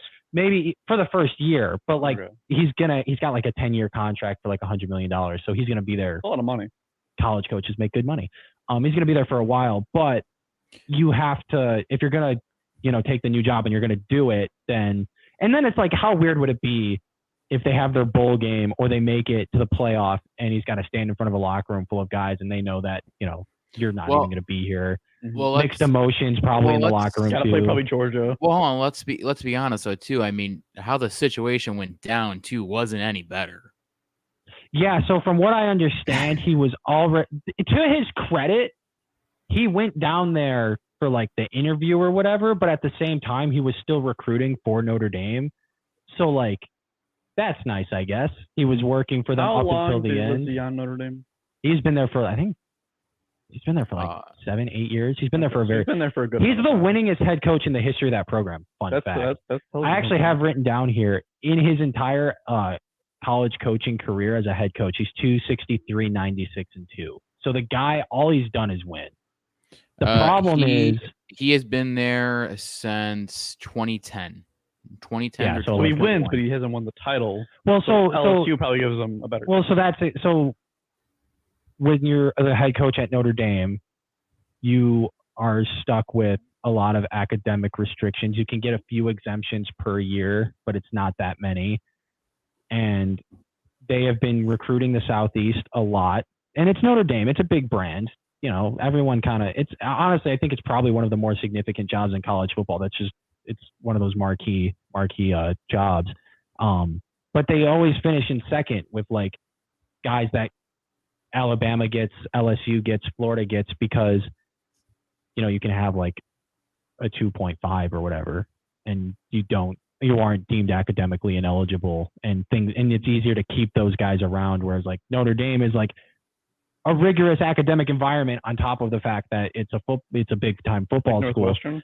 Yeah, definitely. So the Notre Dame has the advantage of being that bigger brand, so you get better players. But yeah, that's why Pat Fitzgerald's name was kind of in the mix, because it's like he's worked in this kind of environment. Where you kind of have like a hand tied behind your back sort of thing. And now Brian Kelly, all those guys that he's been losing out on to SEC schools, he's like, I'm just going to go to the SEC. I'm going to try to bring as many people as I can with me from my staff, and I'm going to build up the best team I can and not have those limits. And it's going to give him as a coach the best chance to win a title that he's had probably in his career. And he's getting up there in age too, so he doesn't know how long he's going to be coaching. And honestly, he'll probably still be at LSU when Nick Saban leaves Alabama, because eventually he get owned. Eventually he's going to retire. So there's a chance that maybe if this works out for them, because you never know, that they could set themselves up for a really good spot to be one of the best teams in the SEC in the future. You know who's not in a good spot to be one of the best teams in the SEC in the future? Oklahoma. Oklahoma. Oklahoma got hosed. Let's go. Oklahoma got absolutely hosed. Them in Texas, man. Texas lost to Kansas this year, and Oklahoma lost to Lincoln Riley. And after next season, 2023, they are going to the Southeastern Conference. They are going to the SEC. And Oklahoma and Texas. Oh, I feel bad for them. I don't. Yeah, because they got paid a bunch of. I think got paid a bunch of money to do it. So Ian, break us down the Lincoln Riley one. That really, that was. I mean, obviously the big one that sent shockwaves. I'm gonna say this straight up. I think this is the biggest coaching change in like modern college football history. Like it's that big. Yeah. Because first off, it has so much to do with the realignment. And I've heard different stuff. Rather, Lincoln Riley knew about the SEC move for Oklahoma, or he didn't, or if he was in on it, if he wasn't. The last thing I heard is that he didn't want to do it. Yeah. And it makes sense. Yeah. Because like when you gotta wind the clock back a little bit to when Nebraska joined the Big Ten, because Nebraska used to be in the Big 12 with Oklahoma and Texas and all them, and Nebraska was like a superpower. They were really good. They went to the Big Ten. They got the paycheck, a lot of money to join the Big Ten.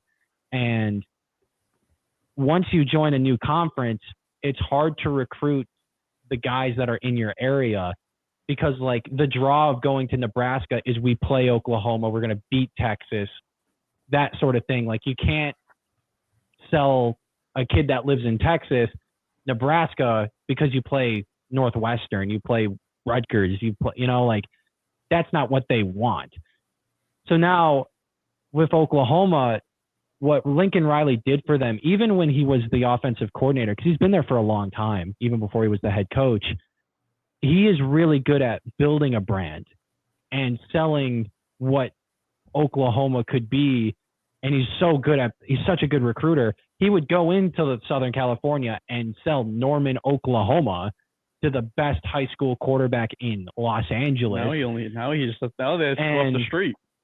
Right. So now, like, when they move to the SEC, those pipeline states that you have, like, you can't go into the SEC and take SEC kids away from Alabama, LSU, Arkansas, Auburn, like all those schools. Like, they're in a bind, and what's happened to Nebraska is they've just kind of become just one of the teams in the Big Ten. They didn't join the Big Ten and dominate.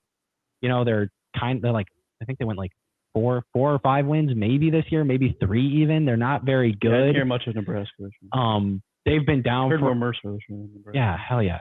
Go Mercer. They've been down for a while, and like they're a team that like a decade ago, 2 decades ago, were like one of the premier teams in the sport, and they're just gone. And I think. Are you afraid? Yeah, I was gonna say. I think if I'm an Oklahoma fan, I'm worried. I'm not, because again, the league is so much tougher. You can't expect the team that Oklahoma was putting out, even with Lincoln Riley in the Big 12, those Baker Mayfield's teams, those Kyler Murray teams. You put that team in the SEC, they're not going like 11-1. They're not going 12-0. You're just not. There's just too much competition. And the Pac-12. Yep. I'm not going 9-7 or 8-8. We're not going 9-7 or 8-8.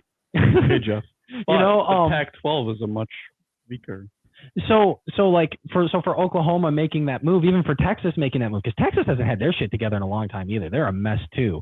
I know. I was a fan for off season. Mike was a fan for like a month. So if I'm them, I'm concerned. I think Oklahoma made the move to the SEC under the assumption that Lincoln Riley was going to be there, because Lincoln Riley would give them the best chance to be successful because of his recruiting prowess and things like that. He's been to the college football playoff and all that sort of thing. Yes, Mike. Not really trying to segue. I'm just bringing a name up. Cliff Kingsbury. Yeah, shout out to his agent. So floating around with that Oklahoma team, as you keep talking about, are we smokescreen this, or do we think like maybe that's actually No, yeah. So I think that what happened was his agent told Adam Schefter that his name was in the mix, just so that Adam Schefter could tweet that Cliff Kingsbury still had 1 year left on his contract, and that's just their way of asking the Cardinals for an extension. Because there's no, that would make no sense. Absolutely no. The best record in the NFL. There's no way. Not now. And just to circle back on numbers here, Chris Taylor, 4 years, $60 million. Okay. There you go. Speaking of numbers, did you guys hear Lincoln Riley's contract details? No. Read them out. Okay, go ahead. I'm a USC fan. I need to hear this. So it's 10 years, $110 million, but there's also other things. So USC is buying both of his homes in Norman for $500,000 over the asking price. They're buying him a $6 million house in LA for him, and he has unlimited use of the private jet for him and his family 24/7. How could you not take that? That's exactly. How could you not take that? So like, and they're treating him well. So we talked about on Oklahoma's end. Him and Sean McVay are definitely going to be neighbors. So we were talking about this from Oklahoma's end. Now, from USC's perspective, talking about superpowers that have kind of lost their way. One of the problems that USC's had in their more recent history, they had Lynn Swann as their athletic director, the former Pittsburgh Steelers wide receiver. If anyone has any 1970s NFL history knowledge, 1980s maybe. So he was not a very good athletic director. He was pretty bad. And when you're talking about big time colleges like this, it's basically your GM. Mm-hmm. Basically, I mean the coaches do the recruiting, but like the AD is the guy that hires the coach. Since then, they've made a change, and USC works when they pay for it. As Mike Samuelson just read out, they're throwing money around to get Lincoln Riley there. That's a really good sign. The thing about USC and where it's located, it's in a really nice spot. It's in a really good city. It's an expensive place to live. And I brought this up a little bit last time we recorded, but USC needs to pay for Lincoln Riley's assistant coaches to be able to live near the campus. They need to be able to pay for the guy that makes the jersey swaps on National Signing Day, the guy that makes the hype videos for the Twitter account, the lunch, the scouts. Like, you have to, like, if USC puts everything that they're capable of putting into this, they're going to be really good really quickly. Yes. If they try to half do it, and again, I don't think you're buying both of Lincoln Riley's houses in Norman, Oklahoma if you're half doing it. It seems like this is what they're... He's got a private jet. It seems like they're being for real about this.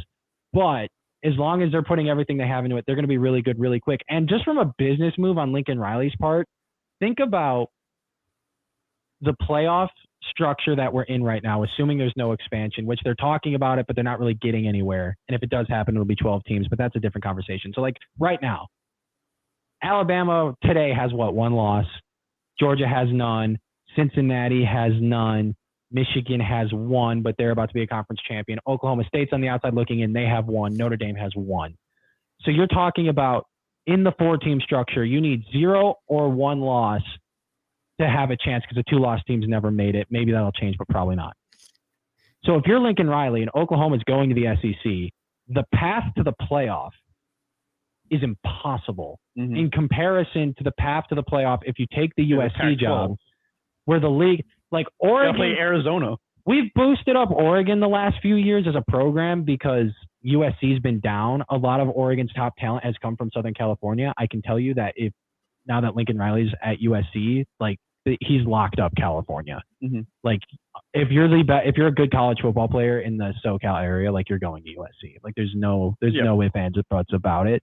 So Oregon's like a really good 2 or 3, but they're not a 1. They don't have the history. They don't have the prestige that USC has. Might beat them. Utah's a good like 4 or 5. But these are teams that we've bolstered onto a pedestal because USC hasn't been there to fill kind of what they're there to do. Now that USC's there, Oregon's not going to be Oregon as much as they were before. I think it'll be a good rivalry for a few years. But if Lincoln Riley gets his groove, he's already like half of his recruiting class from Oklahoma already decommitted, and it sounds like they're all coming with them. So actually, okay, so yeah, I was about to say, so on the flip side of that, USC also already had 3 people decommit. That's part of it. It happens all the time with coaching changes. Yeah, which I mean, you have 2 being 2 3-star wide receivers and a 4-star DB. I mean, I was looking at their class. USC replaced that with 3 5-star receivers. Ian, I have that number. They ranked 99th in the Rivals recruiting rankings, but as many already expect, they expect a very large surge over the next 2 weeks. Well, yeah. So if someone decommits from USC today, it's like whatever. basically. I mean, no disrespect. I mean, so then the aspect about this that really when I'm talking about the most significant move in the history of modern college football coaching wise, it's the fact that the realignment I think it plays a factor in them going to and the consequences of the realignment. The fact that they are moving now and they're taking that paycheck, but the guy that they thought they'd have isn't going to be there anymore. He looked at the realignment and probably thought, better business decision for me to go over here, which definitely was. He also has the transfer portal. And the transfer portal is relatively new. In prior years, if you, Noah Haynes, star kicker for the University of Pittsburgh in my NCAA dynasty, decided that you wanted to transfer to Georgia, you would lose a year of athletic eligibility, and you'd have to sit out that year. So if you were a sophomore, you wouldn't play again until you were a senior. Okay. That's how it used to be? That's how it used to be. Okay. Players were getting hosed because the coach can leave, make a bunch of money, and start coaching the next year, but players can't move around, but the coaches can. But they got Brian Kelly.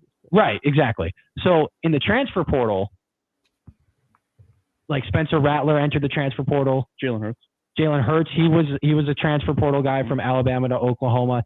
You go and you have to get approved by the NCAA, but very rarely players don't. And you can leave and go like right away. Like it's basically free agency. It's a waiver wire. So more or less. I have a follow up to that then. So do you think Rattler will be following? I don't. I wouldn't count it out. I think Rattler's going to be at ASU.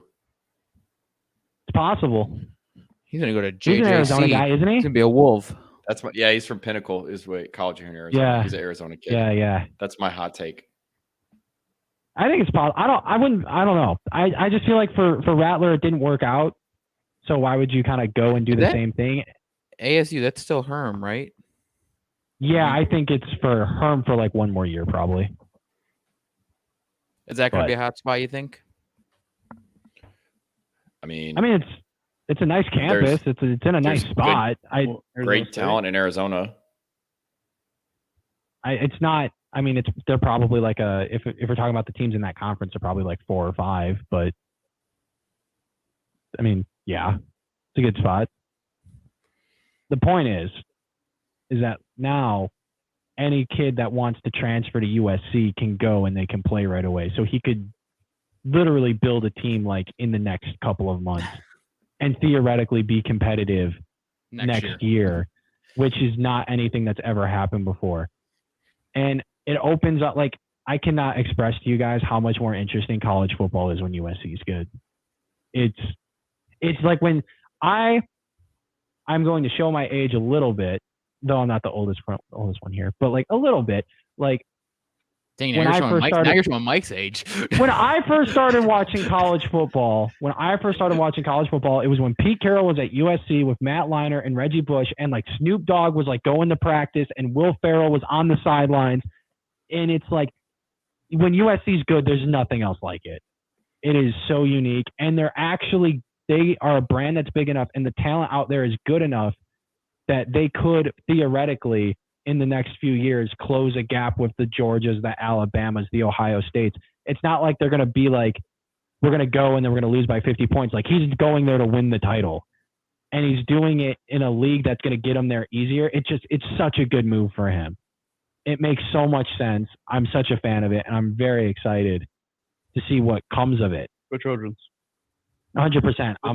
This might make me become more of a college football fan. I'm really into it. I'm excited for it. I'm obviously USC people are going nuts. Wait, as we're trying to like merge the two segments here, where would you rank him like amongst like NFL coaches right now? Like a comp? I'm just talking about like how big this tough. is. Like where would you rank, like if you were to insert him into the NFL, like where you moving in the rank, NFL. yeah, like who are you comparing him to, like Sean McVay? This is Sean McVay leaving for sure, right? Okay, so if I'm talking comps or like coaches he reminds me of, definitely like a McVay, a Shanahan.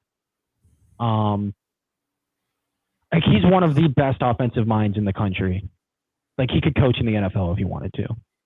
Yeah. Do you think that's eventually where it's going to lead, or you think I don't know, maybe.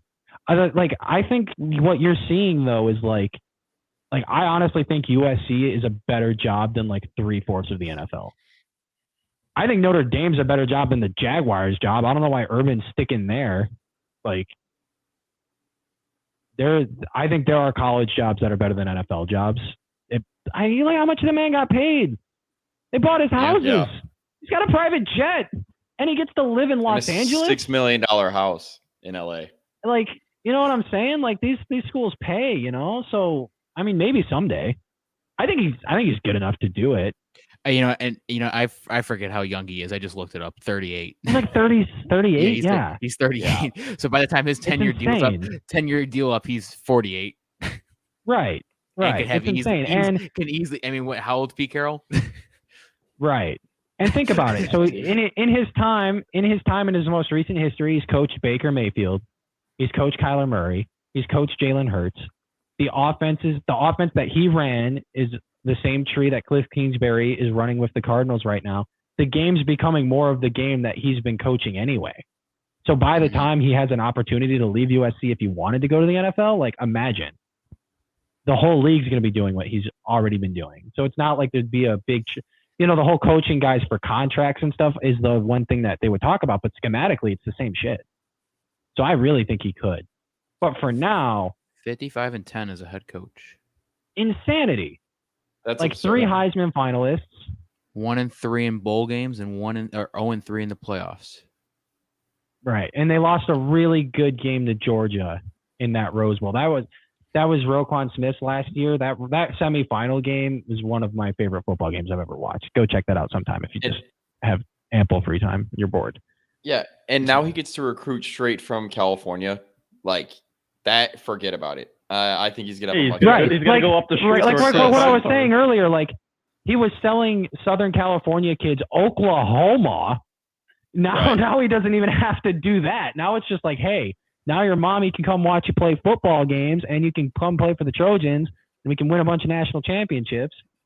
And you'll be on Fox basically every single week. If you don't think Fox is showing every one of their games every week, you're out of your mind. 100%. College Game Day is going to be out there. It's crazy. Yeah. And that's crazy. And you know what? The timer did just hit, and I was looking at ages. Jesus, Sean McVay's 35. Incredible. Stafford's almost older than him. Is Stafford older than him? He might. I don't think Stafford's 36. Yeah, but you know what coach is better than all of those coaches you guys are talking about? Nick Saban. Bill Belichick. Yeah, well, I put Nick Saban and Bill Belichick in the same conference. They're on the same tier. Matt Stafford 33. Same sport. College football in the NFL. Yeah. All right. Well, I guess that's our segue then. Ian, that was good talk. Was that enough time for you today? Yeah, I think I'm so excited. Landed it like an airplane.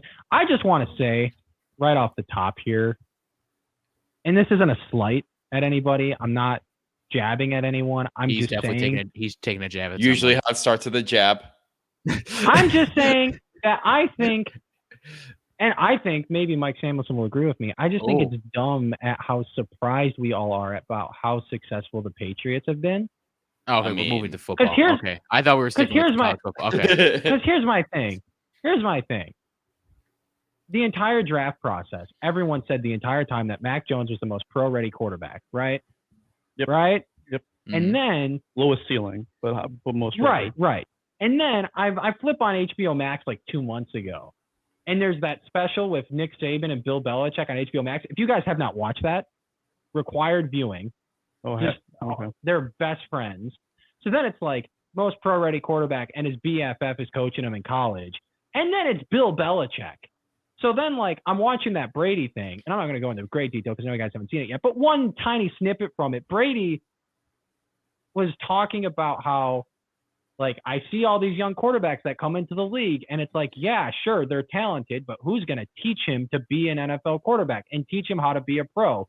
I had Bill Belichick, and we always would meet every Tuesday. And, like, so, like, I'm sitting here, and I almost feel dumb that I didn't pick them to make the playoffs, like, before the season.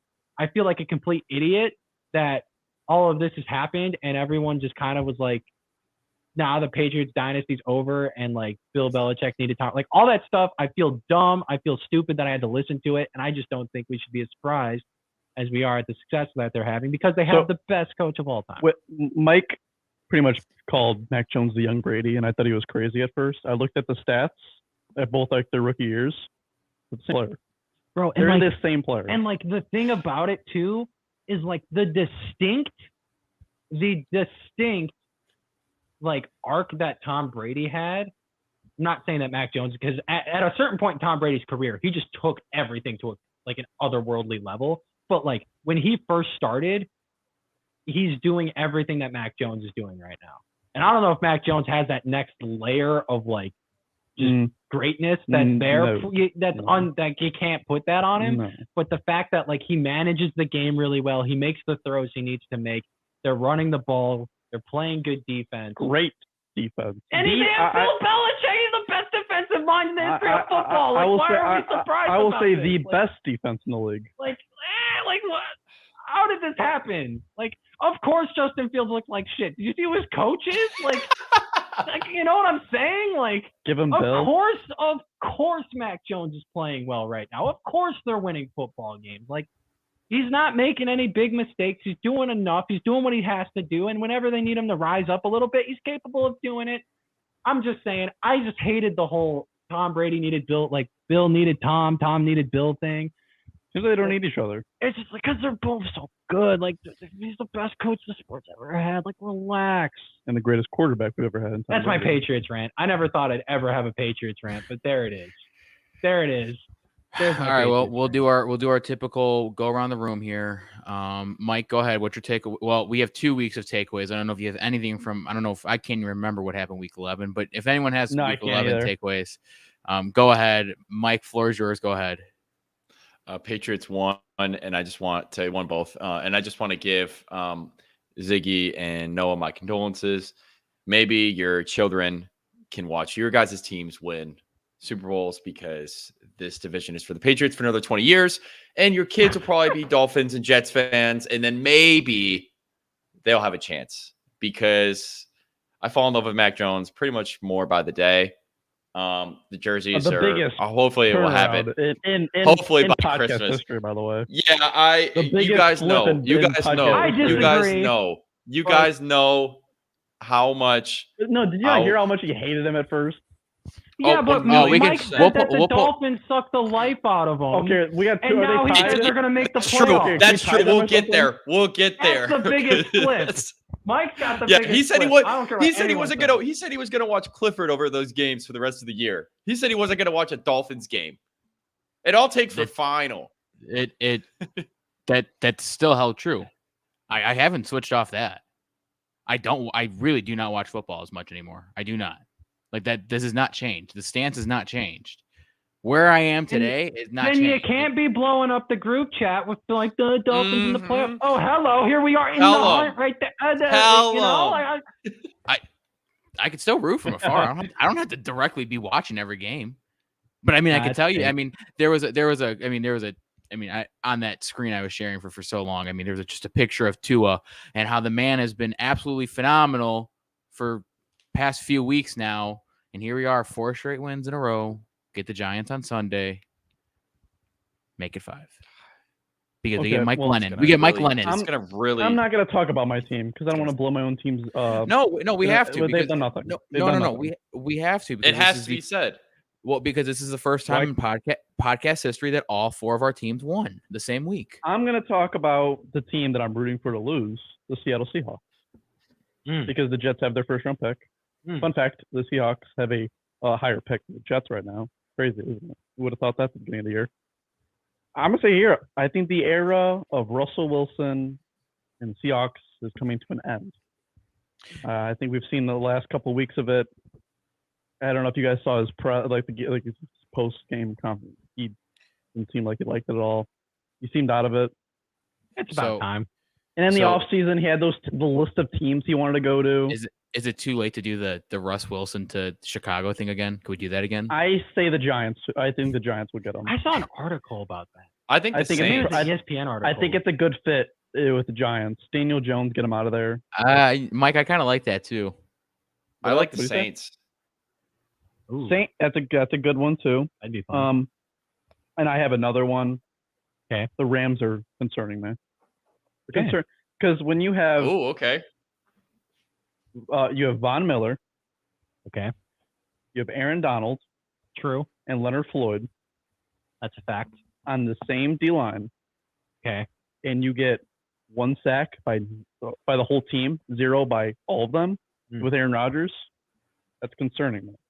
Matthew Stafford has like 3 pick sixes in 3 games. Turnover machine. You lose Robert Woods for the season. That makes Van Jefferson have to step up, who's a young player. He's maybe not ready for the spotlight. Odell Beckham is hurt already. I feel like Stafford has the Baker problem where I have to force to throw to Odell. I feel like that Stafford's having that problem. He's forced to target Odell since it's Odell, and if he knows he doesn't target Odell, people will freak out, especially Odell's dad. So they just double up Cooper Kupp. I'm worried about the Rams. I'm starting in a very tough division with the Niners starting to win and the best team in the NFL record-wise with the Cardinals. And the Lions, fun fact, have a better record in November than the Rams. The Lions do. They had a tie. Rams lost all their games. And they can't beat teams over 500. What do you do when you go in the playoffs? The only thing you play is teams over 500. That is my worry with the Rams. They scare me. That's it. Slam the phone down. Yep. Ian, go ahead. My takeaway is that the Bears are on the same level as the Browns, Jets, Lions, Jaguars as the worst organization in the NFL. So Thanksgiving was fun. Was it? No, was it? That was was some money on Thanksgiving. I made some money on Thanksgiving. Loss. They're so terrible, but it's all right. So I have a few. I've already stated my one. Tua has been playing phenomenal. Jalen Waddle, it seems like that man's going to just break every record for receptions because it just throws to him so many times. My second one, a certain quarterback I was told was back. He's not back. Cam Newton is not back. Cam Newton's not back. Cam Newton very much belongs on the free agent wire. Rough. That was rough. That clip with his stat line of like 3 of 18, 2 picks, and he's yelling "I'm back" was so funny. Yeah, it's a little rough patch there for Cam. Yeah, and then we had a slew of injuries from running backs. Cook hurt. McCaffrey's done for the year. Kamara's still banged up. Zeke's banged up. Lots of injuries to running backs right now. Not the greatest. Especially right when we're getting towards playoffs. Not good. Especially fantasy playoffs. Yeah, you know who's breaking out, though? Antonio Gibson. Coming out. He's starting to come alive. He's starting to come alive. He's coming alive, baby. Let's roll. He's starting to come alive. If we're giving credit to our running, Joe Mixon's been. Joe Mixon was balling. Joe Mixon's definitely someone you got to talk about. You got to talk about him. I mean, what is it? I think 9 touchdowns in the last 8 games or something. Yeah, he's putting up Jonathan Taylor numbers. Yeah. Something ridiculous. Yeah. Who do you guys have for MVP? Sorry, that's a random side thing, but just curious. Tom Brady. Brady? I'm listening. The running back's not winning. Yeah. It's okay. I don't know. Henry didn't win last year. What makes me think you guys are gonna win? So I have a weird because if you're looking at the odds, Josh Allen kind of like Aaron Rodgers. Well, I still like Aaron Rodgers, but I keep seeing Josh Allen, and I feel like I haven't heard anything from him. Like, I feel like I'm not saying he's not playing good. I'm just because I haven't. The offense. I just haven't heard anything. I feel like last year, like every other week, we were hearing something about Josh Allen and Diggs, and the whole offense is taking off. And I just feel like this year it's just been quiet. It's just been a quiet Buffalo Bills year. I mean, they're 7-4. They're scared. Scared of a team in Foxborough, and I don't blame them. Like, They had pressure. And they had their 1 year, and now they're like, oh crap! Now we got eyes on us. But no, Mike, I would definitely say my MVP would have to be Brady. I mean, I was going strong with Stafford, but like Noah's already noted, that's gone downhill very quickly. Yeah, I think Kyler had a real chance if he didn't get banged up. I mean, it's Brady or Rodgers to me. Yeah, I agree. Right, I don't think they'll give it to Rodgers back to back, and with the vaccine stuff, I feel like they're not going to give him. I think that's more of the reason to give him the MVP. What? Get all that publicity because he lost his team a game. No, I don't think they'll do that. No, it's because he showed his toes on interviews. He showed his toe. Yeah, for free too. For free. You usually got to pay big money for that kind of stuff. Sure. All right. Kings of the week.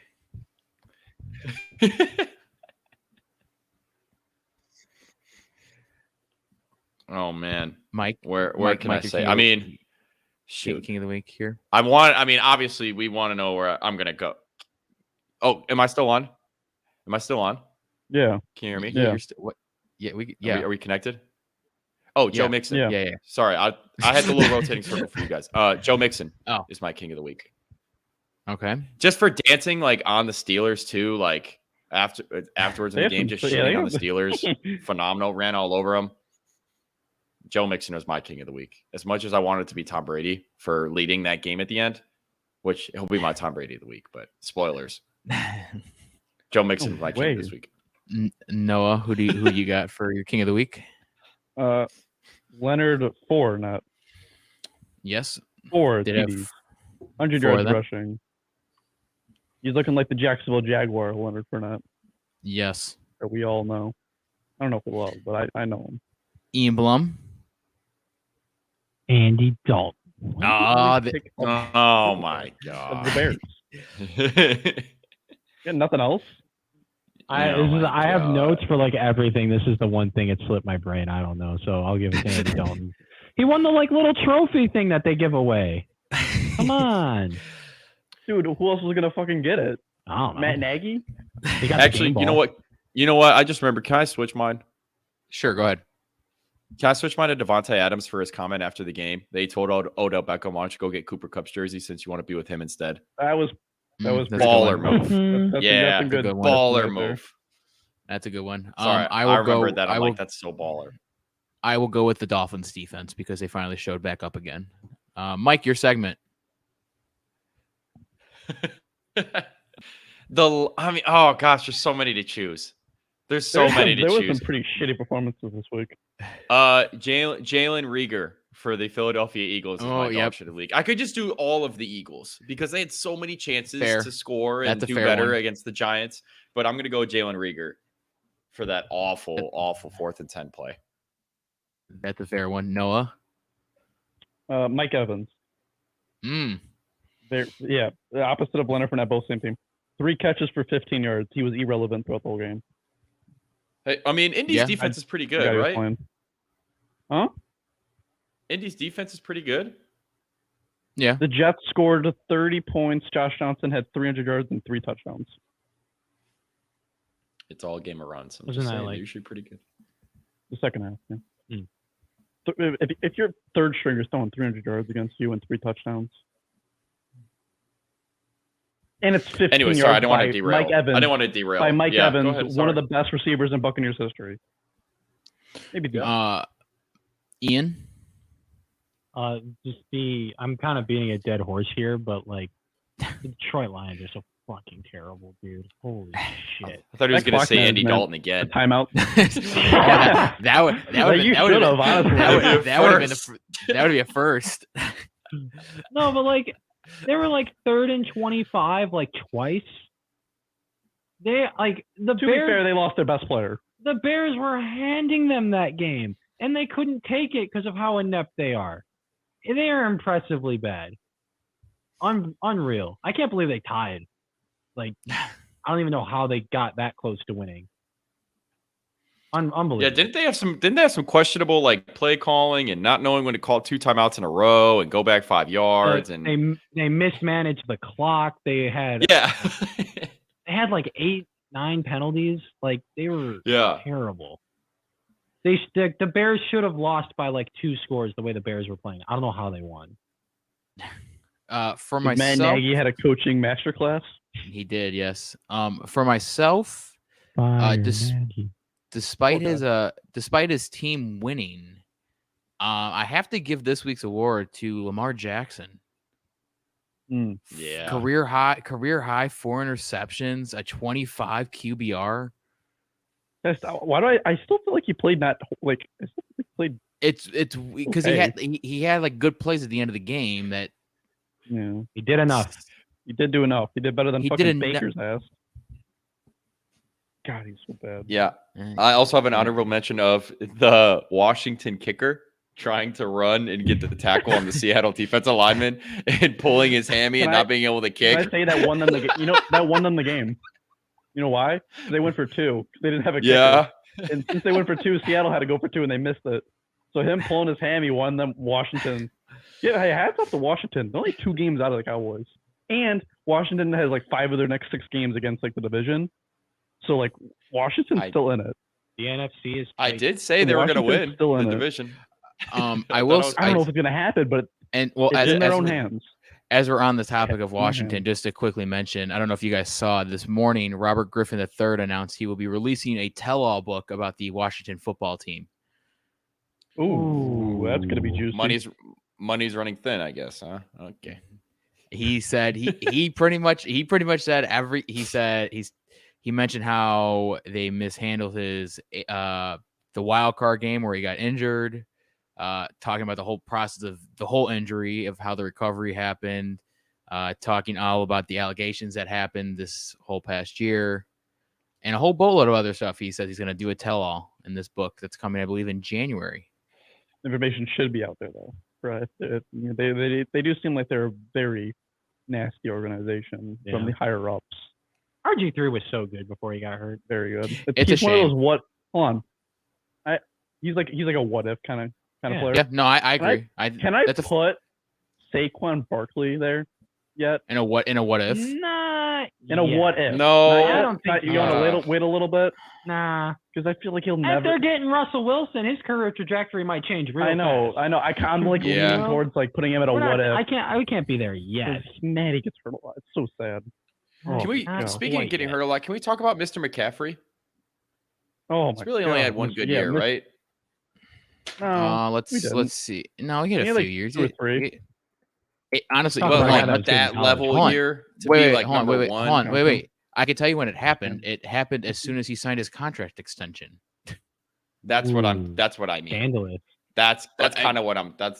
He's he had the conspiracy bells are ringing. No, he had three full seasons, 17, 18, 19, which were his first 3 years in the league.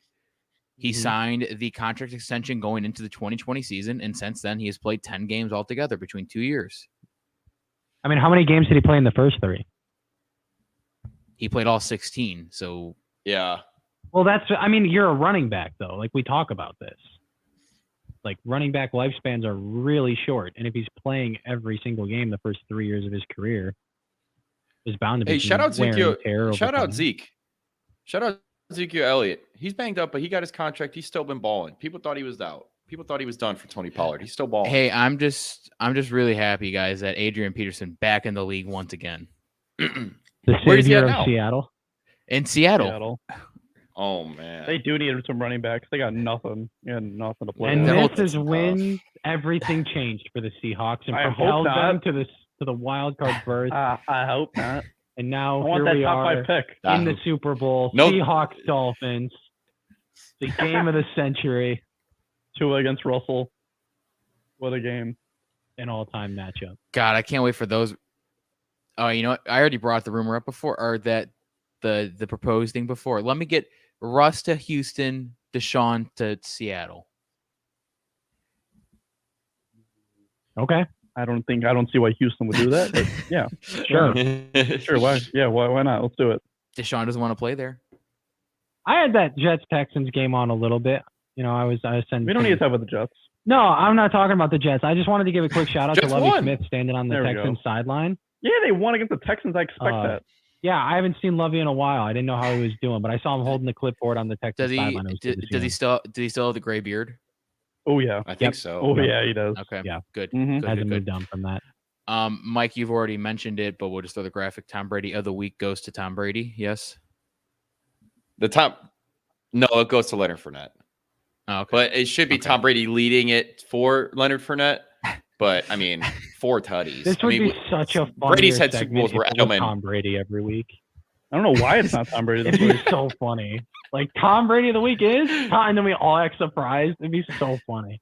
It's every single week. A 12-time winner. I mean, wow. Well, you know, okay. What happened? Well, no. What happened was because we started it. We started it, and he was doing real well, and then he had like one bad game, so like we couldn't give it to him then, and then he had the bye week, and so kind of went haywire. Man, Tom Brady rules the bye week. Yeah, Are you kidding me? That extra week of prep. Yep. Come on. Fair. I mean, it's still a Tom. Oh no. Brady we affiliation. I mean, Tom Brady's had Super Bowls where Julian time. Yeah. Yes. Why does Noah seem so damn stressed about Tom Brady of the week? No, because you're cutting out. You're cutting out. I didn't know who was gonna win. My bad. I thought it was gonna be Tom Brady. Yeah. Ian, do we have the newest edition of the body bag games?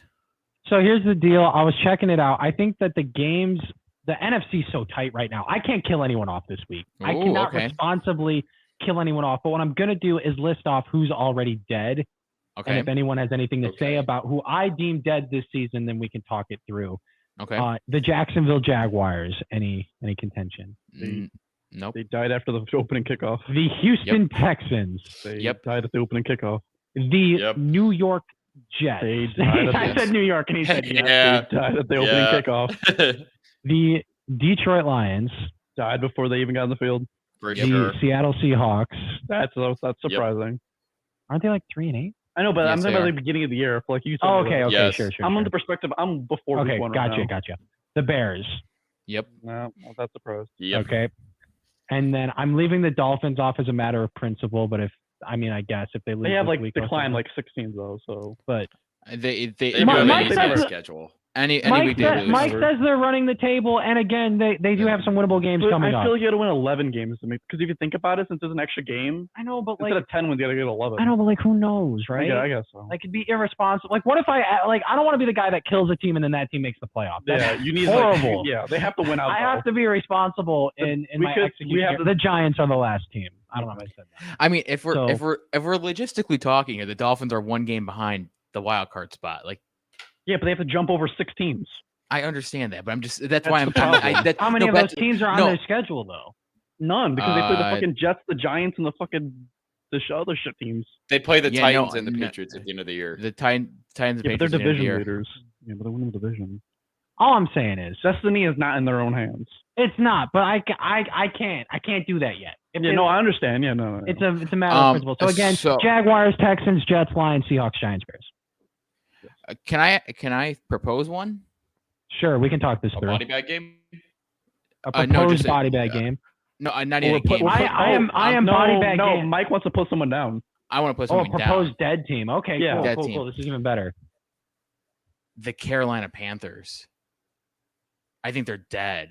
No McCaffrey. On a bye week, they're dead? Even on a bye week, they're dead. They didn't even play. Fired on your day off. He is right. But no McCaffrey. Okay, no McCaffrey. They have no quarterback. They have no quarterback. Like, you're not winning. Who they got left? They had the Buccaneers twice. Let me. Oh yeah, they're dead. All right. If you're saying the 4-7 Giants and Bears are dead, the 5-7 Panthers have to be there. Fine, add them to the list. And when I say add them to the list, I mean I'll add them to my list. There we go. Yeah, I have no problem. Could we talk about the surprising team, the Falcons? They're Matt Ryan, man. They're gonna get their asses kicked. They're gonna get their ass kicked on. Well, yeah, this they do play the Bucs. Yeah. Oh, you know what? Here, if we want another surprising team too, the team of Springer Dinger, The Niners. Bengals. I'm not surprised. Can I say that? Because I feel like the Niners are a good team. Yeah, I'm surprised about the Bengals. I know. I had high expect. I put them 12-5. Yeah, I'm not surprised. They should be playing. Do we think do we think Garoppolo goes somewhere and like legit starts? Do we think like he's gonna like? Yeah, I could, but for some reason he has to have a running game though. For some reason, I don't know why. I could see him in Carolina next year as a stopgap. They need a running game. Well, because I could see them drafting a quarterback. Maybe you don't draft someone like super high. If Darnold. Cam's back. He's a Cam's back. Man, we fleeced them. Both are free agents at the end of this year. So, he'll be a backup. We'll hold it down. Him and Trubisky will. Trubisky. I was gonna say him and Trubisky will hold it down. Hey, Mitch is gonna compete for a starting job somewhere. That's all I'm saying. You know what? Probably going to the Jets. Pittsburgh. You know what? Excuse me, Zach Wilson's been playing better. Relax. Okay, come on. Okay, he's been the better Wilson out of Russell and Zach. I could say that. This is definitely Big Ben's last year, right, guys? Like this is the end. It has to be. This is not his last game. Hey, real quick though, because I've been watching that Brady show and I'm feeling nostalgic from the early 2000s. That man is a Hall of Famer, and I think we all need to relax and just show him a little bit of respect. Just a little bit. He deserves a little bit of respect. I know it's not going well right now. He's aged poorly, but just he moves like a refrigerator. Yeah, no, I understand. Let's be nice. He's also a criminal. Also a criminal. He hunts bears. Alleged. Criminal. McRibs. Yeah, I mean, what else? That wasn't very good, was it? No, that was pretty bad. That was pretty good, was it? No, that was. Yeah, no, that's not good. All right, let's. That wasn't good. Let's try to very keep. Good. Let's try to keep on the field stuff. On the field. Strictly on the field. This year, yeah, go ahead. Thank you for clarifying. All right, hold on. Give him a little bit of respect. Guys, go in the Canton. Now I'm talking about QB spots. All right. Just looking ahead, vacancies this offseason for QBs. Okay. Denver. Yes. Yeah. Do we think Denver is respect the Teddy. Respect the Teddy. I could see Jimmy Garoppolo actually being there. Well, I'm not just saying just Jimmy. I'm just saying just vacancies in general. If we think. If it'll be open. Yeah. Like, do we think Denver's open? Denver's going to be up for grabs, I guess. Definitely Pittsburgh. Yep. I would assume. Giants. Well, Giants. No, hold on. I was just reading through it. Seahawks. Like, are we in on Baker? Like, are we in on? No, hell no. Get his ass out. Nah, that's funny. Like, the Browns. Boy. After watching the Browns are becoming the Browns again slowly. Like they're slowly It's like when Bruce Banner goes from the Hulk back to Bruce Banner. Like they're slowly transforming. I hate Baker keep back in you know what I hate? They're going from the Browns to the Brownies again. You know what I hate Baker keep talking about his injuries. You're on the field. Yeah, but like who else are they going to get in these injuries?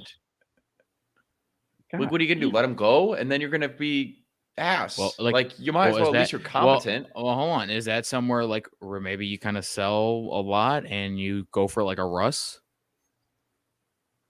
Yeah, I don't think Russell Wilson wants to go to Cleveland. I don't think rather so. Go to I'm not. Does he have no trade clause? I believe so. Yeah. Then he had a list of teams last year.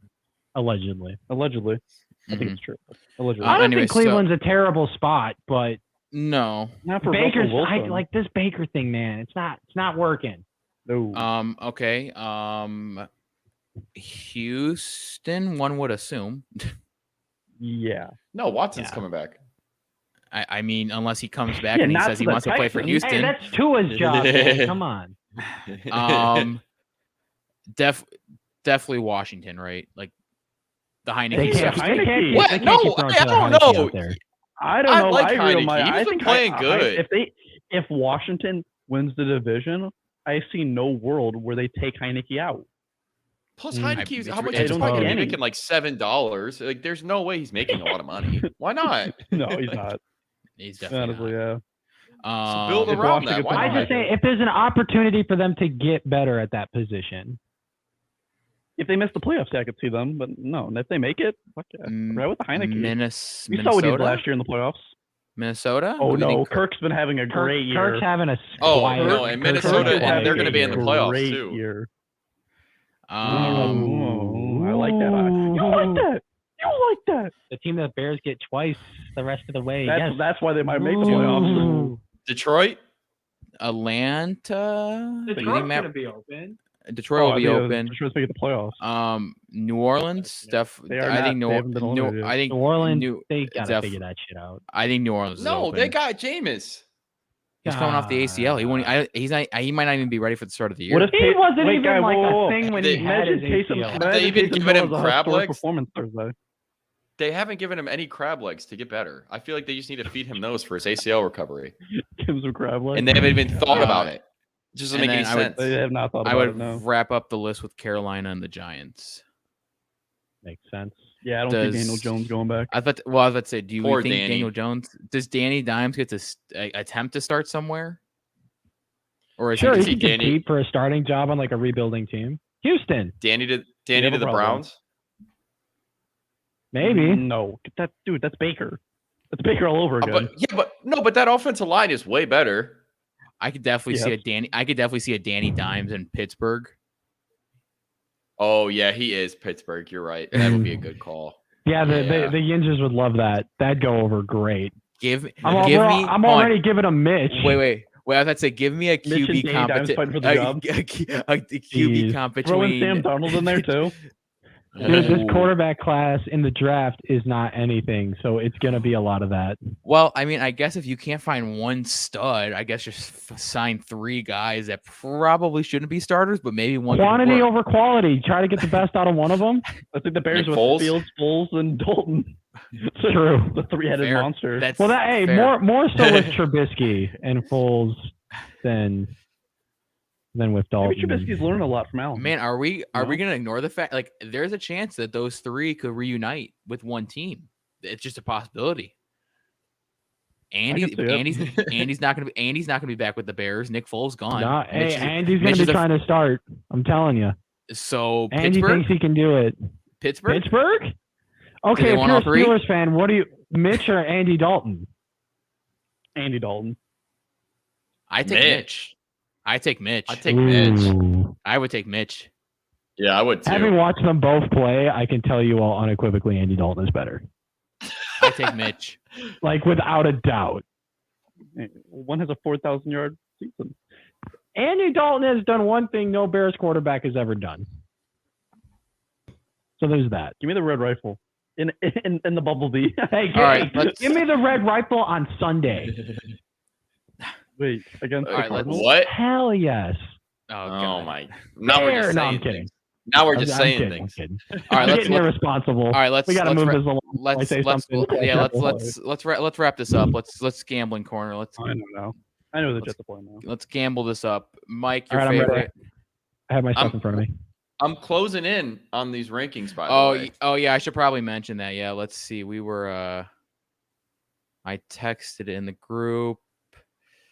Mike, you are at all right. Yeah, so Ian's in first, 21-9. Mike second, 20-12. I'm in third, 19-13, and Noah 14-18. Well, famously, what Noah says about expert gambling, you just have to be 50% right. So as long as I'm over 500, I feel like I won. That's all I have to say on the matter. But go ahead, let's get this going. My favorite is. My favorite is I'm going to get it too. My favorite is the Dolphins -4. Wait, it's 4 now? I had a 5.5. Throw me in there too. I had Dolphins. It's -4 right now. Give me the Dolphins. Yes, it 4 is. now? Yes. On ESPN it is. At least, I don't know. That's what I'm seeing on ESPN. I thought I had this one. I'm going to check my numbers now since I'm getting conflicting reports. I think. Sorry, guys. I think it's 4 because I think there's talks that Jones now might start after they said he wasn't. That doesn't change my. That doesn't. I mean, yeah. Ian, who is your favorite this week? See, I checked this earlier and the numbers have since changed. A lot of the numbers have changed. So now I'm. Is Jalen Hurts playing? Yes. Give me the Eagles. Money line or points? I'll take the points. I'm going to regret that. Clip this section of the podcast. I have one of the and you'll see. I have a fun fact on that game. My favorite. The Jets are his lock, clearly. Yeah, it seems like on it. that game. Like I say quite a bit, I like taking the lots of points one. So give me the Rams minus 13. They're due for a bounce back game. Yeah. Two better than the Jacksonville Jaguars. Mike, your underdog this week. Just want to make sure the location of this game. Yeah, don't give a shit. Give me the Chargers +3. I thought it was in LA at first, but I don't care. It's time for Herbert to ball out. What was that, Ian? Is that yours also? I have the same one. Okay. It's going to make it easy for me when I had to make the graphic later. Everyone picking the same teams. Noah, who do you got for your underdog? Broncos +10. That's plus 9.5 now. I'm getting 9.5. Yeah, 9.5. Give him 9.5. Yeah. When I had it was 10. I'm seeing 9.5. So yes, I'll give you the 9.5. Yeah. Chiefs don't cover the spread. Don't do that. We know this. They never cover. I know it's crazy. But give me the Patriots +2.5. Whew! What a call. That's my lock. That's my. To skip ahead, that's my lock. I'm locking them up. Skip ahead. Right. Skip ahead. That's my lock too.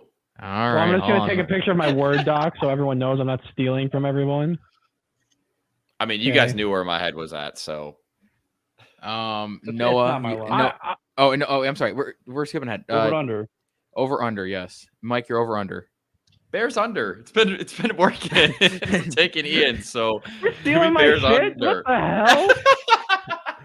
What is this? I invented it ain't broke, don't fix it. I know. Another pick. I had another pick.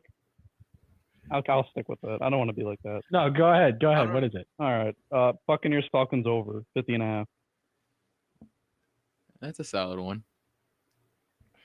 It's been working the last 3 weeks.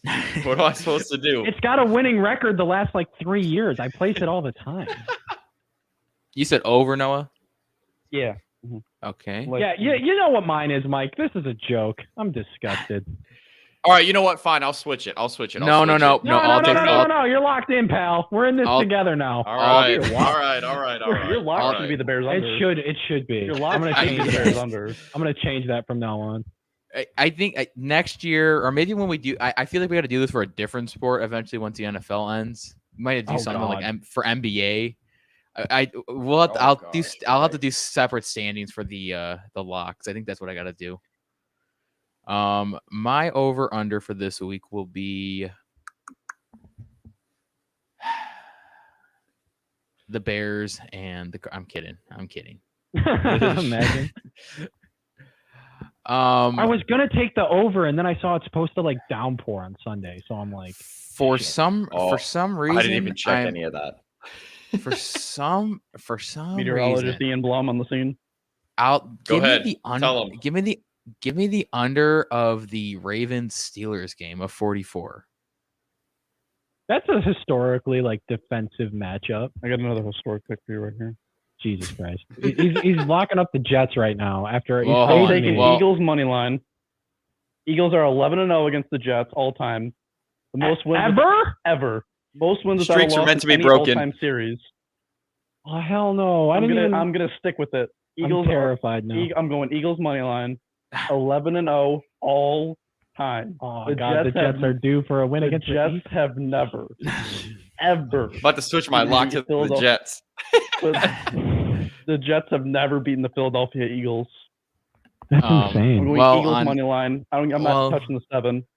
I'm just going money line. It's a lock for okay. So we have Ian's lock at New England +2.5. Mike's lock New England 2.5. And then of course the same picks. No, that's calculated. You can't catch me now, pal. But no, that's why I want to switch. Hey, I should let him switch. That's messed up.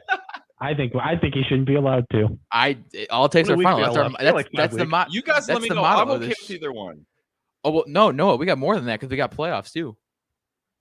Oh God, we're doing playoffs too. Okay, how are we gonna do that? Once there's what 2 games left? Yeah, we're doing the player props. We probably will. That'd yeah. be good for like Player tiebreakers props. in the standings. Oh man, I Yeah. can't wait. I can't wait for us to do this for the Pro Bowl. I don't watch that. Lord. I don't watch I'm that. Who watches busy. the, I'm watches the Pro Bowl?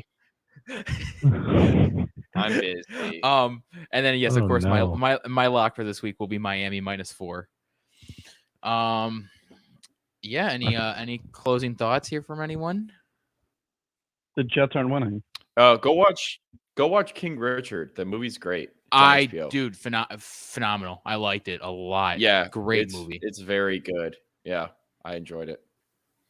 To end really this shoot, to end this, we will take a look at my project. Ian Blum, the website is here. I am now a website. Ian Blum, the website. We have moving highlights in the background. I remember that throw. You know, there was that picture. Yeah, no, there was a lot of pressure coming off the edge. Let's see. This is the Michigan State game. Yeah. See, this is a foot. You know, one of the hard things about playing quarterback is that rollout to the left side. You have to square yourself up. The receiver did a really good job getting open. That's actually Noah right there that I threw the ball to. That looked different. Yeah, like 7 feet taller. Yeah, there he is right there celebrating with her teammate. That's big. Just my time at Northwestern, man. It brings back a lot of memories. Nice spiral. It's tight. Nice throw. And, you know, Wisconsin, they got good DBs over at Wisconsin. They play a lot of press coverage. Bro, why do you think so pissed? Who is Ian Blum? The Bears probably just lost to the Packers when this photo was taken. You're like your jersey. This is my favorite quote from the bio here. Oh God, I didn't even read this. Oh, we made it. We made it. It's free time. Yeah. Oh, okay. Yeah. Yeah. You really kill somebody. You really do. Brett Favre, dude. Brett Favre just stole so much from me as a child. We have Jedi Master Ian down here too. Oh, you're a Jedi too? What are you not? That was at Galaxy's Edge at Disney World, the claw. Is that for the Northwestern the cats? That's the photographer wanted us to do like the Force. Oh, so that's what that is. Like the claw. Yeah. Then we have 20. Then we have 20 questions with the Bluminator. What's the one thing you can't live without? Taco Bell. I just ordered it 5 minutes ago. It's on the way, boys. It's on the way. I'm going to get it now. It's on the way. Let's see here. We have his stats for the year.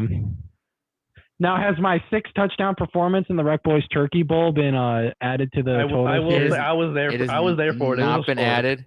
Here's his career stats here. You guys don't understand how you've done 4 picks in your fucking career. I threw one at the Turkey Bowl. It was kind of Mickey Mouse. It was a miscommunication.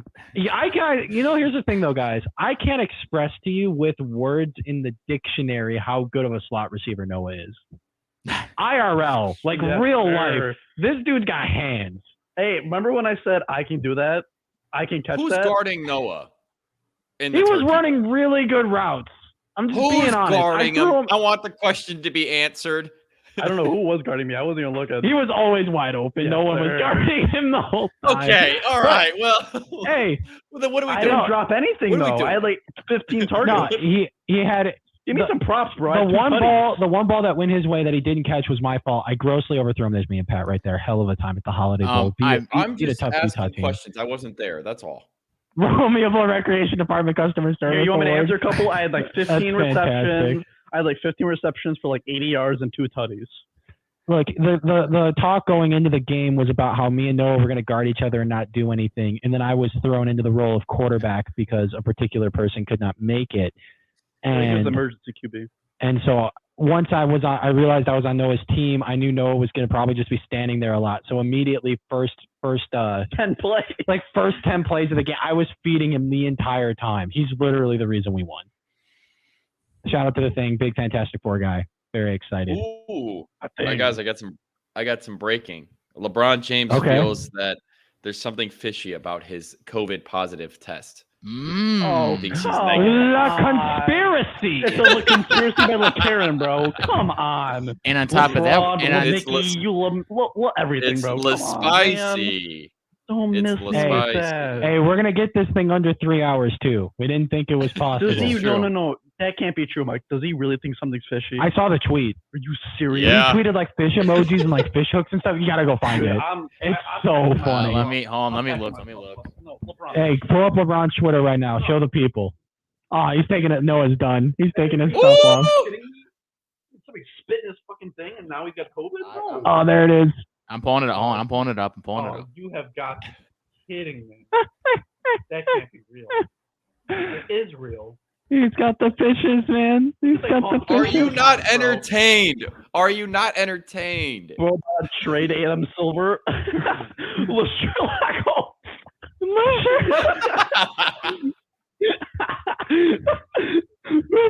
LeSherlock Holmes. That's fantastic. LeBron at practice. That's good stuff. Oh, I'm about to go God. retweet the LeSherlockHolmes. That's funny as hell. That's so funny. Go Gadget. I'm about Go to. Gadget, bro. That's I'm about hilarious. to. Yeah, I got it. Everyone retweet it. Show the love. LeSherlock Holmes. Oh, here you go.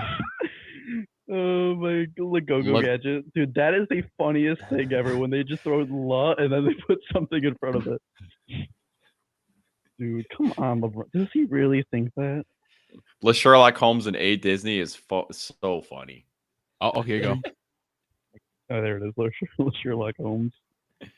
The conspiracy theory. Oh my god. Oh man. Oh, we got breaking. Uh-oh. A lockout will commence tomorrow. Not officially for another hour and 25 minutes. Movie owners vote unanimously to institute a lockout. It is expected to begin tomorrow, but unclear what time. So there's still more time overnight. Get it done, Rick Hahn. LeBron should get involved, I think. He should get in Know there. what the MLB stuff? No, look at this one. Yeah, he should get involved. That is the best meme in NBA right now. Is la, and then you just throw anything in front of it. The funniest thing in basketball. On that note, folks, I think we should can't end believe it. he thinks that. I think we should end it there. No, LaFish. Whose nose did they use? Oh man. This What a guy's talking time. about What a podcast. what's the? You got this guy in Everything comedy. 2016. Unstoppable shot longevity, etc. Put in the weakest era. Hey, In the 80s. there was a lot of overexpansion in the NBA in the 90s. But cool hey, he had cool shoes though. Yeah, I've heard of them. Headsets coming off. Like, Oh God, did you see this one? Like they poisoned Kobe's burger. Shake my head. I don't even get that one, but I don't have the context. I don't either. But we have a I'm doctor. a verified account. Good God. LeSherlockHolmes is very funny. LeSherlock Holmes is goated. Well done. All right, we'll Well see. done. We'll see all the folks next week. See you later. See you guys next week. All right, bye.